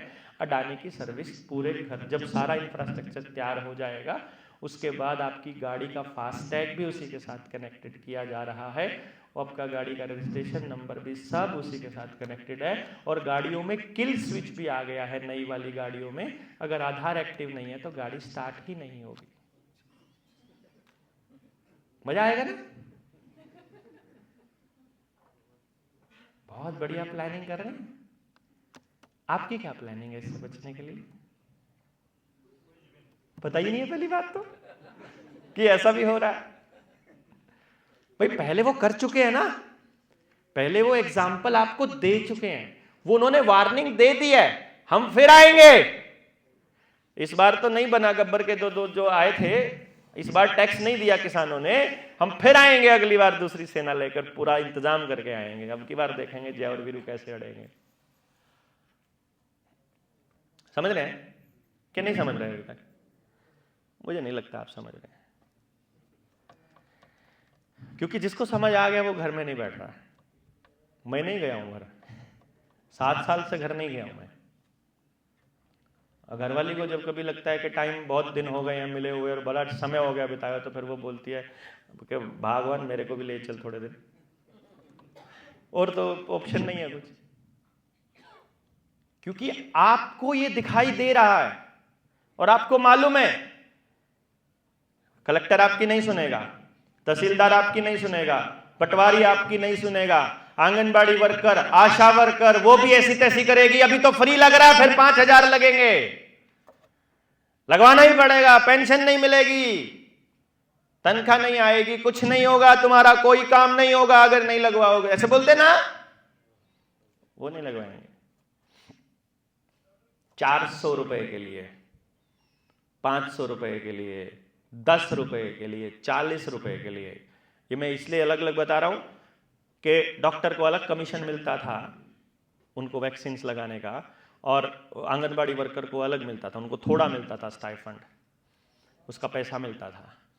ऐसे चंद कागज के टुकड़ों के लिए उन्होंने अपने पूरे समाज की जिंदगी को खतरे में डाल दिया। अभी देख रहे हो ना अपने आसपास हार्ट अटैक, चलते चलते ठां, नाचते नाचते, वरमाला पहनते हुए, रामलीला होते हुए, दफ्तर में बैठे हुए, जिम में जाते हुए, अभी रिक्शा चलाते हुए, बस चलाते हुए, ट्रेन चलाते हुए, फ्लाइट उड़ाते हुए, अरे हार्ट का सर्जन हार्ट का ऑपरेशन करते हुए हार्ट अटैक से मर रहा। क्या स्टुपिडिटी है यार। दुनिया को बताएगा कैसे वो हार्ट ठीक कैसे रखा जाता है। मरे ना, हार्ट का सर्जन मर रहा, ठीक है ना, दूसरे डॉक्टर मर रहे हैं। वो जिसने जोकोविच को बोला था ना ऑस्ट्रेलियन ओपन में कि ये नहीं लगवा रहा है इंजेक्शन, इसको, इसका सदस्यता रद्द करो, वो पत्रकार भी टपका अभी 3-4 दिन पहले, हार्ट अटैक से, सडन डेथ, कार्डियक अरेस्ट, टक। जो अफसर कहते थे हमने भी तो लगवा लिया, हमको कुछ नहीं हुआ, अभी टक। और ध्यान दीजिएगा, आप में से जो बैठे हुए हैं, आपको डरा नहीं रहा हूं, लेकिन डरने की जरूरत है। जिनको लगने के बाद बुखार हुआ था, खांसी हुई थी, जुकाम हुआ था, सिर दर्द हुआ था, चक्कर आया था, या खुजली हुई थी, या खारिश हुई थी, कुछ भी हुआ था, वो ज्यादा दिनों के मेहमान नहीं है। उनका नंबर आ रहा है बड़ी जल्दी। किसी नेता के छाती में टक्कर मार के मर जाओ, इससे बढ़िया शहीद तो कहलाओगे। वरना 2025 तक उनका नंबर या तो परमानेंट बीमारी के रूप में आ जाएगा। जिनको भी ये सब हुआ था ना, आप में से जो भी लोग बैठे हैं ना, मैं 100% गारंटी से कह रहा हूं, जिसको लगने के बाद बुखार हुआ था, आज उसकी बॉडी में जान नहीं है काम करने की। है कोई ऐसा जिसको फील हो रहा है कि हाँ ऐसा है? हाँ, ये सबूत है आपके सामने। बॉडी में गुंजाइश नहीं बची है, हिम्मत नहीं है काम करने की, याददाश्त चली जा रही है लोगों की, आंखों की रोशनी कम हो रही है, बाल उड़ रहे हैं, दांत गिरने शुरू हो रहे हैं, एलर्जी हो रही है कहीं पर भी, पीरियड्स में दिक्कत आ रही है, कंसीव करने में दिक्कत आ रही है। 70% बच्चे नपुंसक और बांझ हो चुके हैं। आपके आईवीएफ सेंटर आपकी हर ग्रुप हाउसिंग सोसाइटी के बाहर खुले हुए हैं, इतने खुल रहे हैं। 2500 आईवीएफ सेंटर है मुंबई में अकेले में। 10 साल पहले 10 भी नहीं थे, 2500 हैं अब। बच्चे पैदा नहीं हो रहे हैं। बीज, मैंने कहा था ना, वहीं आ रहा हूं ना, बीज पे जहां से शुरू किया था। खेत में बीज नहीं है किसी के पास बच्चा, सारे बीजों का डीएनए चेंज कर दिया, सब कुछ जेनेटिकली मॉडिफाइड आइटम्स दे रहे हैं। गांव में जाओगे, आपके गांव में कोई बुल नहीं मिलेगा, अब आपको कोई सांड नहीं मिलेगा, कोई झोटा नहीं मिलेगा, कोई मेल आपको ऐसा रिप्रोडक्शन के लिए आपके पास कुछ नहीं बचा है। सब कुछ आर्टिफिशियल इंसेमिनेशन से हो रहा है। आदमी का भी बीज आदमी के पास नहीं बचा, डंगर का भी नहीं बचा, और पेड़ों का भी नहीं बचा, और फसलों का भी नहीं बचा, खाने का भी नहीं बचा। तो बचा क्या है भैया आपके पास? बाकी चीजें आधार से जुड़ गई हैं। रही सही कसर एक और कर रहे हैं। फोन आएगा आपके पास, भैया लोन लोगे क्या? वो आएगा, जिन्होंने नहीं ले रखा उनके पास आएगा, लोन लोगे क्या? वो बोलेगा लोन किस पे लूं? किसी पे ले लो, डंगर पे ले लो, पुरानी गाड़ी पे ले लो, पुराने घर पे ले लो, पुराने किसी चीज पे ले लो, नया बनाना उस पे ले लो। बोला हमने कुछ नहीं है, पुराना कुछ नहीं है हमारे नाम पे। तो खुद पे ही ले लो ना, वो बोलते हैं कि आप 10th की डीएमसी पे ले लो। वो बोला 10th की डीएमसी भी नहीं है, अनपढ़ हूं। अरे आधार कार्ड पे ले लो, 10,000 का मिलेगा आपको। रेडी पटरी वाला हो अगर 10,000 कर दो, 10,000 कितना भी ले लो, बस एक बार। आपने ले लिया, सोचा कहीं खर्च कर देते हैं, फिर किसके ऊपर खर्च कर दिया। 3-4 महीने से ठीक किस्तें जा रही हैं, 3-4 महीने ठीक किस्तें चली जाओ, फट से फोन आएगा टॉपअप ले लो, और ले लो, मिल रहा है, और मिल रहा है आपको, ऑफर मिल रही है आपको 10 लाख की, 5 लाख की, pre approved loan, no document required, लो। अरे फ्री में मिल रहा है, क्या दिक्कत है, ले लो। फिर उसकी इंस्टॉलमेंट देना शुरू करते हो। फिर घर में अचानक कोई खर्चा आ जाता है, उधर दे देते हो, फिर इंस्टॉलमेंट पे करने की गुंजाइश नहीं बची। फिर फोन आएगा, साले दे नहीं सकता था तो लिया क्यों था? है कि नहीं? आपको पहले लोन देकर उस पोजीशन में लेके डालना है कि आप और ले लो, और ले लो। जब तक आप ले सकते हो लेते रहो, और जब आप देने की गुंजाइश ना बचे, अब आ जाओ सारी प्रॉपर्टी लेकर के। अब आपका सिविल खराब, ना सिर्फ आपका, आपकी पत्नी का भी, आपके बच्चे का भी, आपकी मां का भी, सबका खराब। नहीं, क्योंकि वो सब आधार से जुड़े हुए हैं, वो फैमिली कनेक्टेड है सारी आपस में। नहीं है क्या? अब आप जाओगे अपने गांव में, जिस गांव से आए हो ना, जाओ अपने गांव में, पूछो उनसे, आपके पास तो जमीनें हैं, बोलेंगे कहाँ जमीनें हैं? सबकी जमीनें बैंकों में लोन पे पड़ी हैं, सबकी। 11,000 का आंकड़ा है पिछले साल का, 11,452 किसानों ने आत्महत्या की है 2022-23 में, पता है ना? और ये आंकड़ा कम से कम 5 गुना होगा, तब उन्होंने 11,000 बताया। और उसमें सबसे ज्यादा आत्महत्या करने वाले आपके महाराष्ट्र के विदर्भ के किसान हैं। और वहां जाकर देखोगे तो पता चलेगा 1 एकड़ जमीन की कीमत अगर 30 लाख रुपए है तो उन लोगों ने, हरामियों ने 60-60 हजार रुपए में गिरवी रखी हुई है उनको। और 60-60 हजार रुपए जब वो पे नहीं कर पाए, उसको बढ़ा बढ़ा के 10 लाख, 5 लाख, 3 लाख करा हुआ है। और जब जमीन नीलाम करते हैं ई ऑक्शन से या दूसरे ऑक्शन से, तो बैंक का मैनेजर अपने रिश्तेदार को बोलता है तू बोली लगा दियो, तेरे नाम पे कर देंगे। वो जो 20 लाख का एकड़ का था या फिर 50 लाख की जो आपकी प्रॉपर्टी है, आपका मकान है, 10-10 लाख में, 5-5 लाख में नीलाम कर रहे हैं अपने रिश्तेदारों को। फिर बाद में उसी को फिर 50 लाख का बेचते हैं। नहीं चल रहा? तो पर्सनल जमीन उधर लोन पे चली गई, पर्सनल आपका चला गया। धंधा मैंने आपको बता दिया था। अगर आप बिजनेस ऐसा करते हो जो इनकी इस एजेंडे को चलाता है, जिसको न्यू वर्ल्ड ऑर्डर है, तो आपका धंधा बढ़िया चलेगा, बाकी सबका धंधा ठप होगा। लोकल दुकानदार है उसका भी, किराने वाले का भी, क्योंकि उसको बड़े स्टोर खा जाएंगे, लोकल मिस्त्री का भी, आपका कोई पर्सनल कोई और दुकानदार, कोई हाथ से काम करने वाला है उसका भी, कोई छोटा उद्योग चला रखा है उसका भी, आपका नहीं चलेगा। गारंटी है नहीं चलेगा भैया। It's a design, it's a design. अगर ये इत्तेफाक होता तो अलग बात थी। अगर लॉकडाउन में, अभी तो पता चल गया लॉकडाउन असली था कि नकली था, या अभी भी बूस्टर लगवाने का मन कर रहा है? अभी तो चल गया ना पता। अगर ये पता चल गया कि लॉकडाउन वाज ए प्रोपेगेंडा, तो लॉकडाउन में आपकी दुकान, बिजनेस बंद करना वाज ए प्लानिंग ना। क्योंकि ये सिर्फ आपकी नहीं हुई है बर्बाद, श्रीलंका भी बर्बाद हुआ है, पाकिस्तान भी हुआ है, अमेरिका भी हुआ है। अमेरिका के 3 बैंक उड़ चुके हैं, बहुत बड़े बड़े। और फिर वही बात है, जब आपका एसबीआई उड़ेगा तो खबरों में क्या आएगा? उससे पहले अमेरिका के उड़ गए तो फिर हमारे भी उड़ गए, जापान के उड़ गए तो हमारे भी उड़ गए। इसमें क्या? इटली ने कौन सा रोक लिए थे मरने से? यही तो सिखा रहे हैं ना। क्योंकि हमको इन पॉलिटिकल पार्टियों ने अपना पालतू कुत्ता बना लिया। तो जो नेताजी बोलते हैं वही हम बोलते हैं। जिसने जिसका पट्टा डाला हुआ है वो उसी की तरज पे भौंकता है। वो बोलता भौंकने शुरू हो जाते हैं हम लोग आपस में एक दूसरे के साथ। क्योंकि आपको बचपन से ही ट्रेनिंग ये दी गई है, बचपन से ही कंपटीशन सिखाया ना। आपके वाला नेता बढ़िया है कि हमारे वाला नेता बढ़िया है, क्या नहीं? हमको लगता है ये नेता बढ़िया, हमको लगता है ये नेता बढ़िया। और महाराष्ट्र में तो बड़ा अच्छा महाभारत चल रहा है। महाराष्ट्र में तो आपको समझ नहीं रहा अब आपने वोट किसको दिया था, है कि नहीं? मतलब सब कंफ्यूज है कि हमने तो किसको बनाया था यार, ये बन क्या गया, ये जा कहां रहा है, कौन किसके, किसकी मां किसका बाप, एकता कपूर का नाटक बना रखा है कि नहीं? यही हो रहा है ना इधर तो। और हमारे दिलों में ये एस्टैब्लिश करवाया जा रहा है कि पॉलिटिक्स करने वाले तो गंदे ही होते हैं। और हमने मान लिया और हमने एक्सेप्ट किया। कमाल की बात, ये एक्सेप्ट कर लिया। लॉकडाउन लग गया, बर्बाद कर दिया, बॉडी खा गए, लेकिन कोई है नहीं सुनने वाला। अभी आपने बोला आपकी बॉडी में आपको पता चल रहा है कि आपको नुकसान हो रहा है, अब now what? Who will be the responsible person? Collector ने आदेश दिया था, जाके पूछो जरा कि भैया मेरी बॉडी जो खराब हो गई है, जिंदगी भर मुझे ये ढोना पड़ेगा, पूरी जिंदगी। अब टेस्ट करवाने जाओ आप, जिनको तकलीफ हो रखी है, टेस्टों में नहीं आता है, क्योंकि जो बॉडी में डाला गया है वो इस देश के अंदर उसकी कोई रिसर्च ही नहीं है। जब रिसर्च ही नहीं है तो टेस्ट में कहां से आएगा भैया? आपको टेस्ट की टेक्निक तो अमेरिका देगा, सॉरी अमेरिका नहीं, इजराइल देगा ना। इजराइल से तकनीक आएगी तो आपको वो टेस्ट में पता चलेगा। उससे पहले आपको नहीं पता चलेगा आपको क्या तकलीफ है।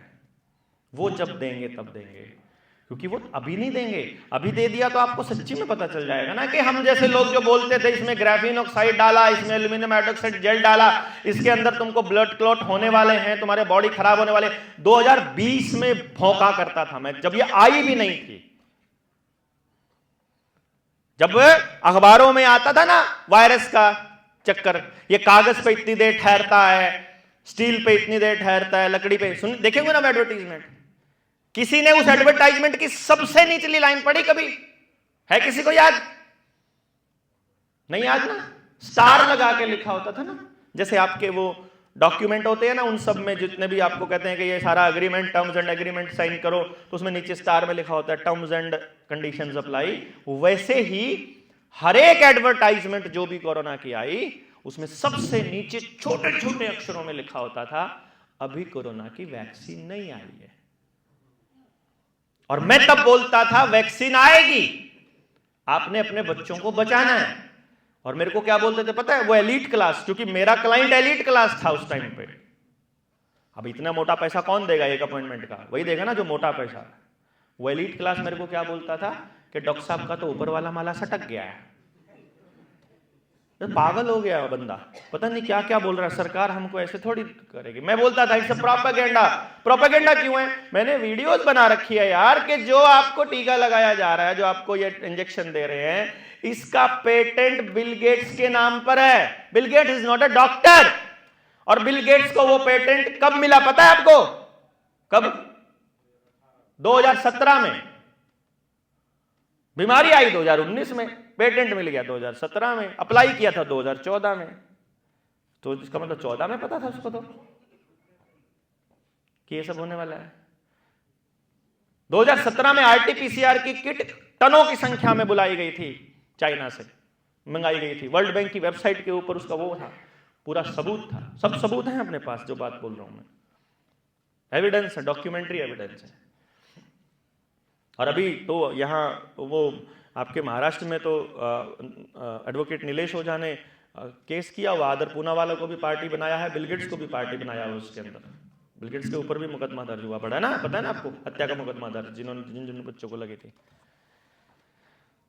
तो अब आप डिटॉक्स जरूर करवा लेना, मैं नंबर दे दूंगा आपको, आपका ना पैड तो आप सबके पास है ही है, लिख ही लीजिए आप। मैं आपको नंबर लिखवा देता हूँ, जिसने भी लगवा रखा फैमिली में ना, और जिसको कुछ भी नहीं हुआ था ना, तो चांसेस है कि उसको प्लेसिबो लगा है, जिसको बिल्कुल कोई फर्क नहीं पड़ा। बहुत से लोग हैं ऐसे, और ये ज्यादा लोग हैं जिनको कोई फर्क नहीं पड़ा है, क्योंकि 70% लोगों को हमेशा पानी के इंजेक्शन लगाए जाते हैं जब भी कोई मास ट्रायल होता है। मास ट्रायल चल रहा है ये आपके ऊपर, साइकोलॉजी का भी, राजनीति का भी, ये सोशल स्ट्रक्चर का भी, एजुकेशन का भी, और अब ये हेल्थ का भी। तो ये मास ट्रायल में 30% लोगों को ही असली केमिकल दिया जाता है, और असली केमिकल वाले लोगों को तो महसूस हो ही रहा है। 85578 85578 फिर 57235। ये शुभम है, ये डॉक्टर सूजन का फार्मूला है, जिन्होंने, डॉक्टर सूजन को आप अगर जानते होंगे, छत्तीसगढ़ से हैं, जिन्होंने WHO में भी काम किया है। और जब उन्होंने वहां काम किया तो पता चला, वो आजकल उसको WHO को क्या बोलते हैं मालूम है? World Health Organization. क्योंकि वहां जाकर पता चला ना कि एक्चुअली ये क्या खेल खेल रहे हैं। तब उन्होंने लाइफस्टाइल के ऊपर काम करना शुरू किया, तो बीच में ये बनाया था। अभी तक हम जिन जिन लोगों ने इसको देखा है, तो हमारे पास उसके रिव्यूज आए हैं, हर किसी को लाभ हुआ उससे, हर किसी को। दोबारा बोल देता हूं, 85,578 85578 और 57235।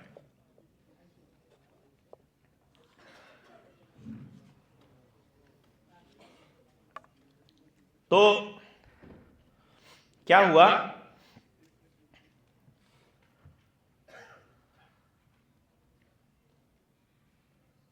फिर से वहीं आते हैं। कहां पे थे हम? कौन सा पार्ट रह गया? नहीं, ये तो हो गया डिटॉक्स विटॉक्स तो है। हाँ, अमेरिका क्यों जाते हैं ये तो बता दिया था ना मैंने आपको, कि आपके ऊपर कोई भी नियम, कायदा, कानून जो आईपीसी के अंडर आता है, ये तब तक लागू है जब तक आप शरणार्थी हैं। और आप शरणार्थी कब हो जाएंगे? जब आप अपनी मूल जगह को छोड़ देंगे। इसीलिए हर व्यक्ति को उसकी मूल जगह छोड़ने के लिए प्रेरित किया जा रहा है, टीवी के माध्यम से, समाज के माध्यम से, राजनीति के माध्यम से, नौकरी के माध्यम से, बिजनेस के माध्यम से।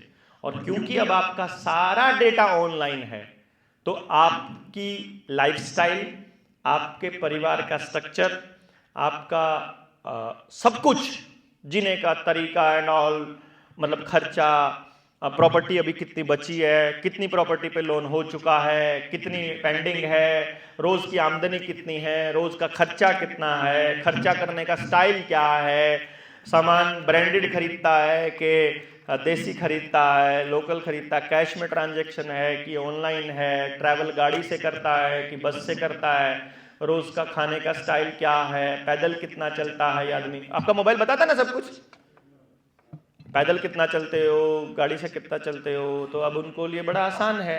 अब मान लीजिए आपको हार्ट अटैक होना है, आपने जो शरीर में केमिकल डलवाया है उससे, उनको मालूम है ना। देखो 2014 में अगर कोई केमिकल का किसी इलाज का या किसी इंजेक्शन का पेटेंट अप्लाई किया है और उससे 10-15 साल पहले ट्रायल चल रहा था उसका लैब के अंदर, तो उनको मालूम है कि हमने दिया है लोगों को, कौन से बैच नंबर में असली मटेरियल था, कौन से बैच नंबर में पानी था, ये भी मालूम है मेडिकल वालों को, तो सबको पता होता ना।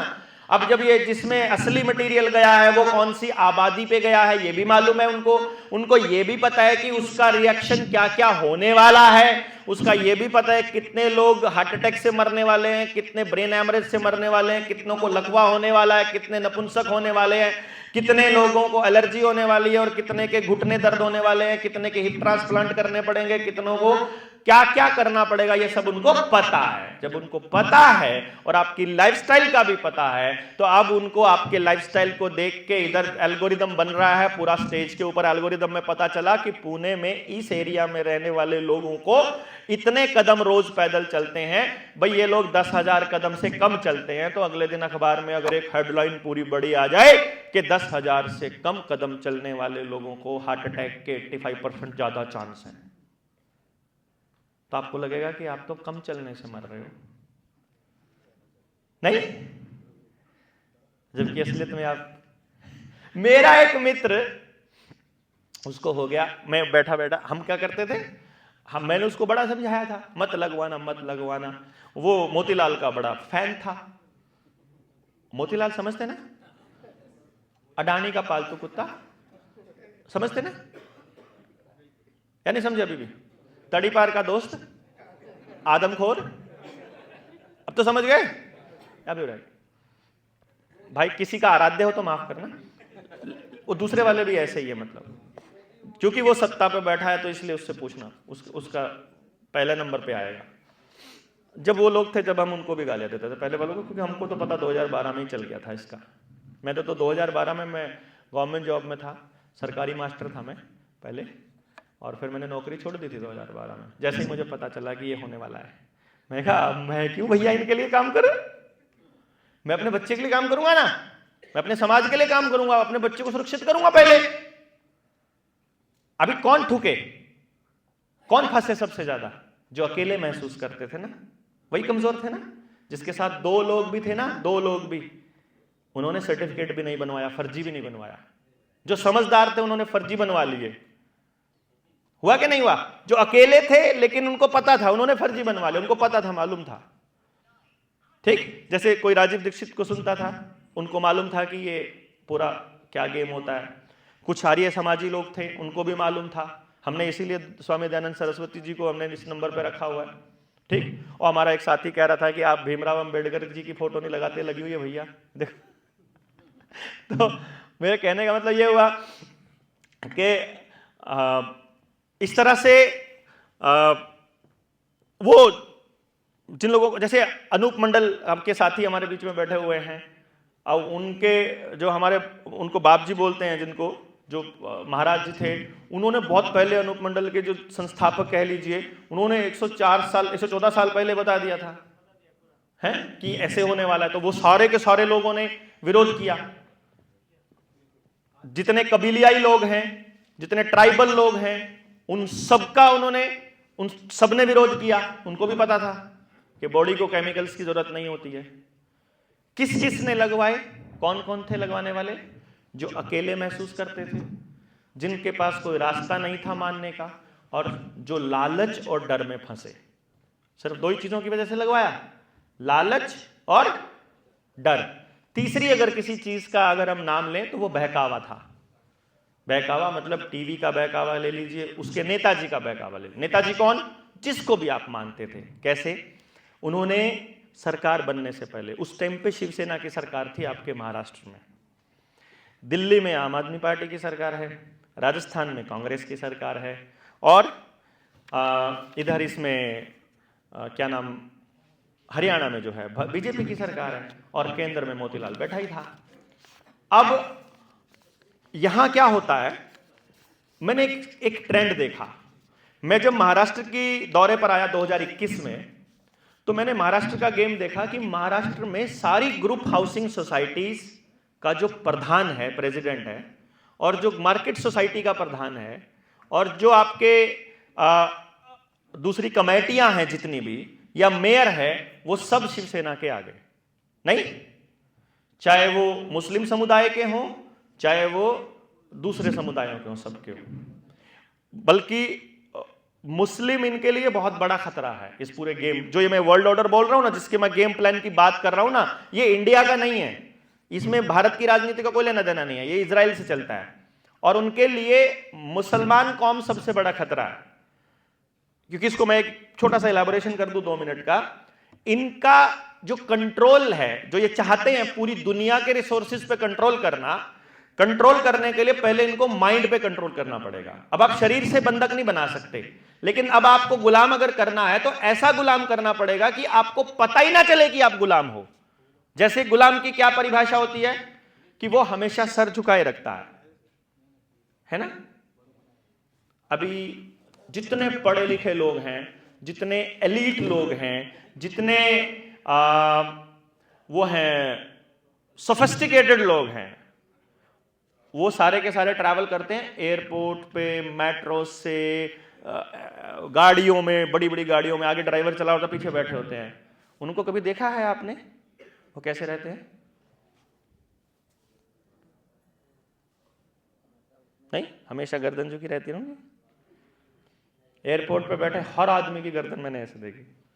कोई आपस में बात ही नहीं करता है, सबकी गर्दन ऐसे झुकी हुई है सलाम में, जिसको वो मोबाइल कहते हैं। अगर आपको ये पता करना हो कि आप गुलाम हो या आजाद हो, तो बहुत आसान है। अगर आपका अलार्म आपके मोबाइल में है तो आप गुलाम की कैटेगरी में आते हो। क्योंकि अपने परिवार को सुप्रभात बोलने से पहले, फ्रेश होने से पहले, दूसरे लोग अपने शरीर से बात करने से पहले, परमात्मा को याद करने से पहले, सोते सोते जिसका पहला हाथ मोबाइल पर जाता है और मोबाइल खोलकर वो व्हाट्सएप चेक करने लग जाता है या दूसरा चेक करने लग जाता है, तो ये समझो वो उनके हिसाब से ही चल रहा है। कि आप अपनी मर्जी से नहीं कर रहे हो ना। उठते ही सबसे पहला काम जो अगर मोबाइल को छेड़ता है वो गुलाम की कैटेगरी में आ रहा है, तब आप आज़ाद नहीं हो सकते। आज़ाद का तो मतलब क्या है कि ज़रूरत होगी तो हाथ लगाएंगे मोबाइल को, जिसको ज़रूरत होगी वो अपने आप कर लेगा। मुझे ज़रूरत होगी तब हाथ लगाऊंगा।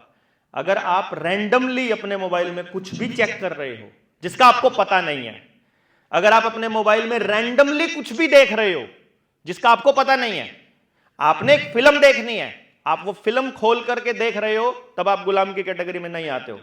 आपको कोई फिल्म देखनी है और आप फिल्में ढूंढ रहे हो कौन सी देखूं और फिर क्लिक कर रहे हो, वो आप फिर गुलाम की कैटेगरी में हो। नहीं समझे? या भी नहीं समझ आया? तो अब आपको पता ही नहीं कि आप गुलाम हो, तो उनके लिए तो इजी है ना। आप अगर डिस्काउंट देखकर दुकान में घुस रहे हो तो वो आपको खरीदने के लिए मजबूर कर रहे हैं। आपको जरूरत है कि नहीं है नहीं पता। अगर आप मॉल में जाते हो और आपको लेना था एक चीज और आप लेकर 10 आए हो, तो आप उनके हिसाब से खरीद रहे हो। समझ गए ना? अगर आप ब्रांड की खरीद रहे हो अपने परिवार को छोड़कर, अपने समाज की चीजों को, बनी हुई चीजों को छोड़कर, तो आप उनके हिसाब से खरीद रहे हो। तो जब आप सारा ही काम उनके हिसाब से कर रहे हो तो फिर आप आजाद कैसे हुए? What is the meaning of free will then? है? फ्री विल का क्या? बच्चे दाई से पैदा नहीं कर सकते, कानूनन अपराध है। पैदा होने के बाद उनको सारे इंजेक्शन लगाने पड़ेंगे, ये फ्री विल नहीं है। डेट ऑफ बर्थ का सर्टिफिकेट बनवाना ही पड़ेगा, आधार कार्ड बनवाना ही पड़ेगा, उन सारे इंजेक्शंस का रिकॉर्ड रखना ही पड़ेगा, स्कूल में सीबीएसई से ही बढ़ाना पड़ेगा, मैडम ने जो बोला वही लिखना पड़ेगा, सिलेबस में जो है वही पढ़ना पड़ेगा। बाहर की चीजें पढ़ के अपनी मर्जी से बोलोगे तो get out of the class बोल दिया जाएगा। उसके बाद कंपनी जो कहेगी वही करना पड़ेगा, सरकार जो कहेगी वही करना पड़ेगा। What is the meaning of free will then? जियोगे कब? दुनिया को देख करके शादी में खर्चा करना है, दुनिया को देख करके बर्थडे पर खर्चा करना है, बच्चों को क्या खिला रहे हो इसका भी नहीं पता है। इस पे हम लोग लंच के बाद बताएंगे आपको, खाने के बाद आपको बताएंगे इस मुद्दे पर, जहां जो रह गया। लेकिन आपको एक काम करना है, मैंने आपके दिमाग में बहुत सी चीजों के बीज डाल दिए है ना। मैं आज हम जो काम करें ना, ये सीडिंग का काम है। ये 3 दिन की ट्रेनिंग होनी है, 2, 3, 4 को फरवरी को, अभी 2-4 दिन के बाद में पुणे में ही। उसका एड्रेस आपको अमोल भाई ये सब दे देंगे, तो आप उस सारा पता दे देंगे, तो उसमें फिर और डिटेल में समझिएगा इस कहानी को। लेकिन तब तक कुछ सवाल आपके दिमाग में आए होंगे, यकीनन मैं ऐसा मानता हूं। आपको पैड दिया गया है, उस पर लिखिए, उन सवालों को लिख करके यहां तक पहुंचा दीजिए या इस पर पहुंचा दीजिएगा। आपके हर व्यक्ति के हर सवाल का जवाब देने की कोशिश करेंगे। भोजन के बाद जो भी पार्ट रह गया, इसके बाद हम लोग इसको कवर करते हैं। तब तक के लिए विश्राम लेते हैं थोड़ी बहुत देर का, जैसे ही आपको मन से संचालित करके बताएंगे कि आपको दोबारा कब आना है। और हम लोग भोजन के बाद